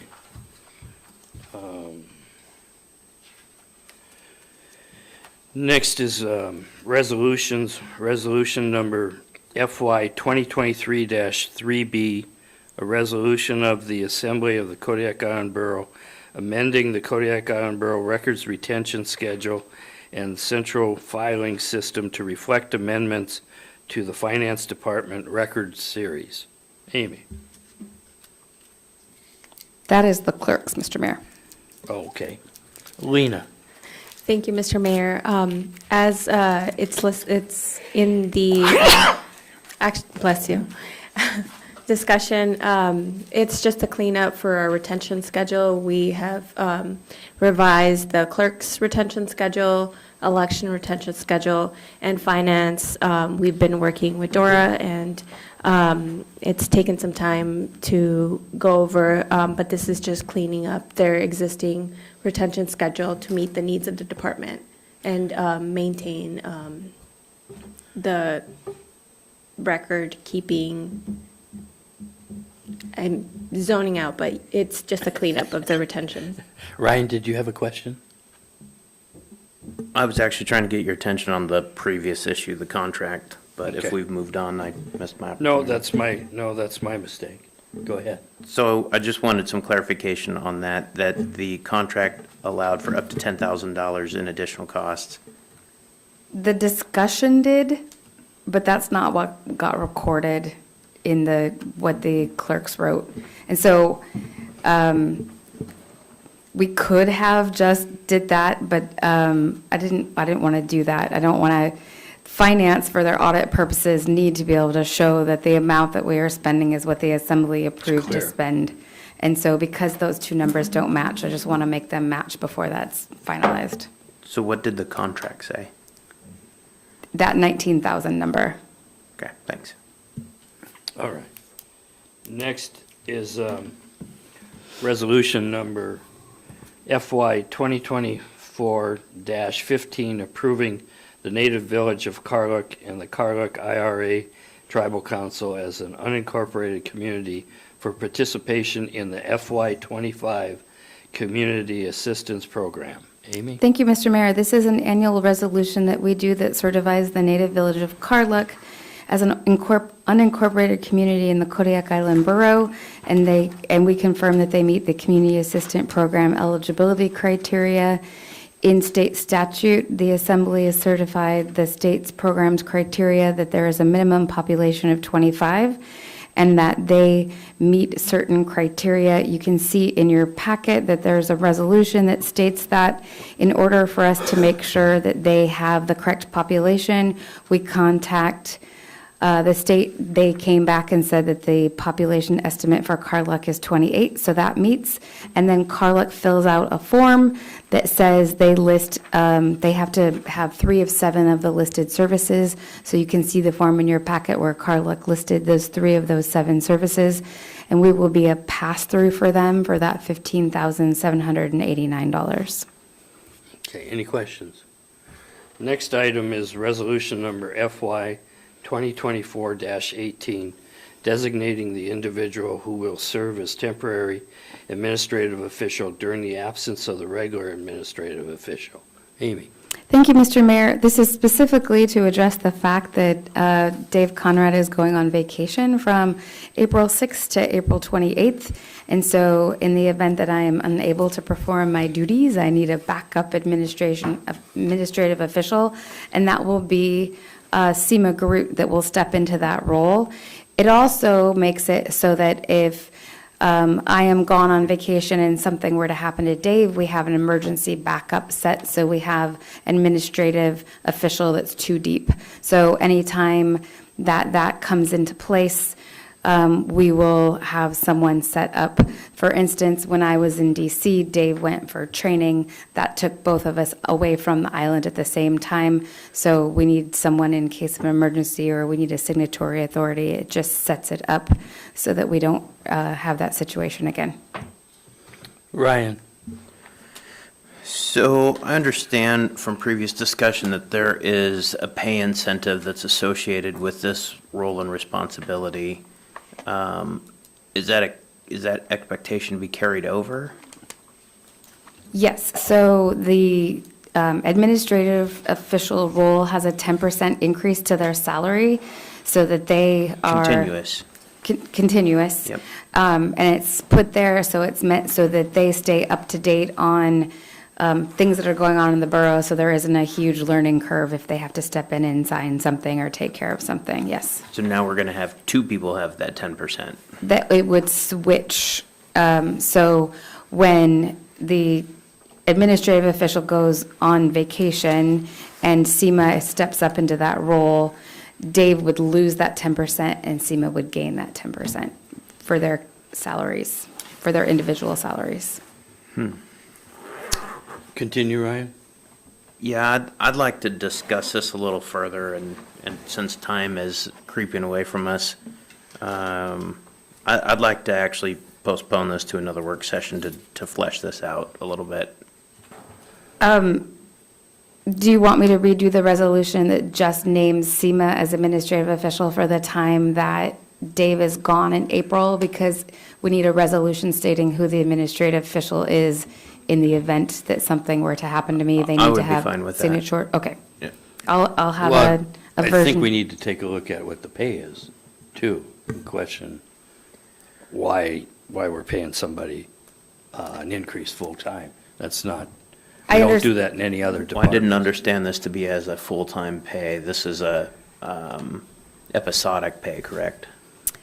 It would be for when SEMA steps in. That's Yes. and that's what I'm saying. Yes. I'm fine with the resolution stating SEMA episodic pay, but I think that we need a broader conversation about how the acting administrative official is, and I'm not ready to, as stated, move forward with this. So I'll provide a version 2 to this resolution that you could forward next week that just names.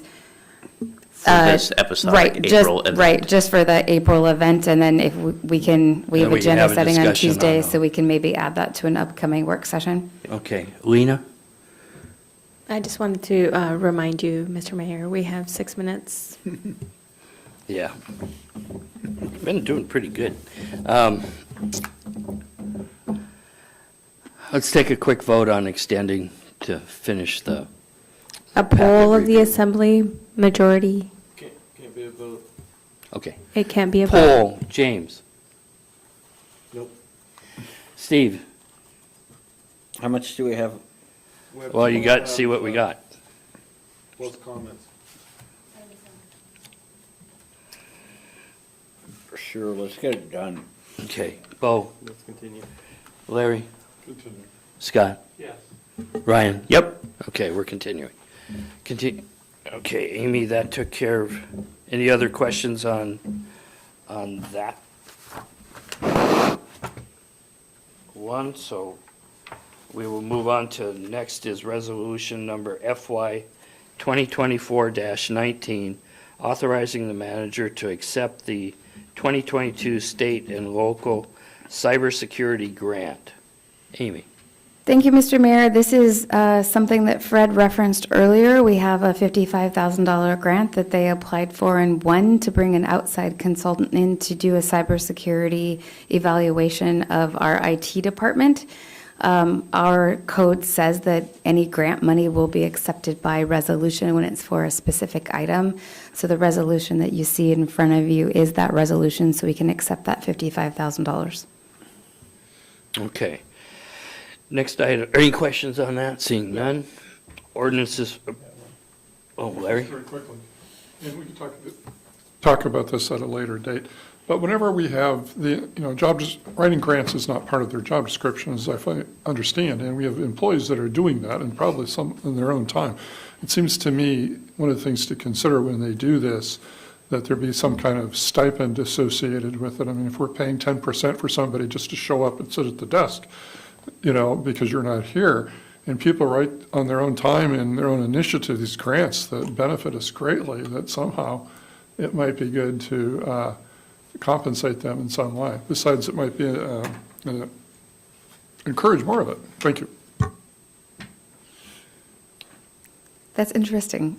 We do have, Megan Christensen, part of her job is grant writing, so she does a lot of our grant writing for us, or is the main project manager for grants and kind of runs that. But this kind of specific grant takes a lot of subject matter expertise, and so we do have a lot of outside people, or people outside of Megan doing that. So it's an interesting concept, and we'll take a look at it.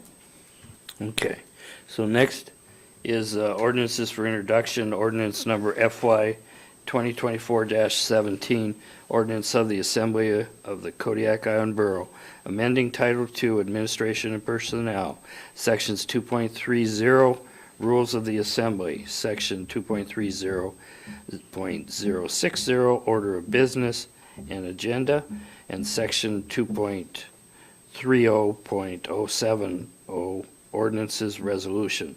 All motions to update processes for agenda setting and submission of items version 2 on there.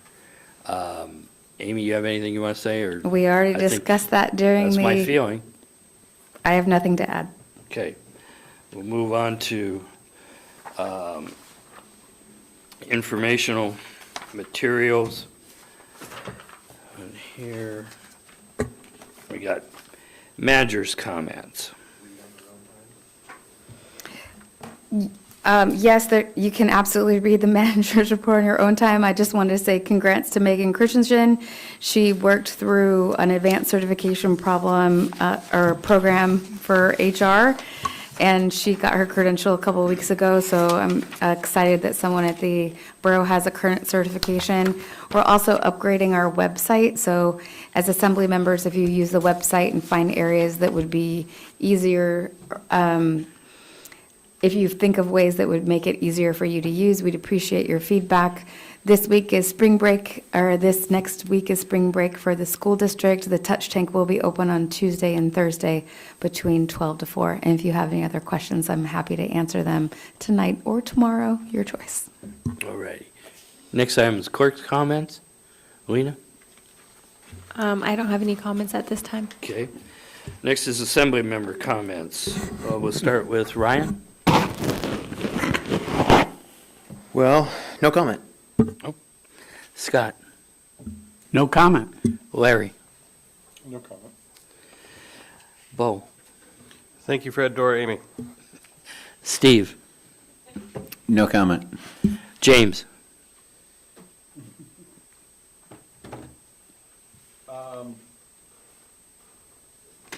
Let's see. There's a lot of things going on around town. Number one, spring break, so be careful out there, kids, drivers, and we're looking. Excuse me. We are seeing a lot of locals already starting to move out of town with the spring coming in. Local workforce is already starting to move out of town because of potentially one of the companies on the waterfront not working through the spring. A couple of other companies are discussing the same potential, so that could be a lot of tax through fisheries that we're not going to see for the month of April and May, and there's potential for June. So I kind of think that we need to look at when we start looking at the budget for revenues, that we decrease that substantially for next year on the severance taxes. That's a big concern to me. The Arts Council auction is coming up on April 20th, so anybody that wants to go, those tickets are available now. I think that's all I've got for tonight. Okay, thank you. And mayor's comments, I have none tonight. So work session is adjourned at 10:30.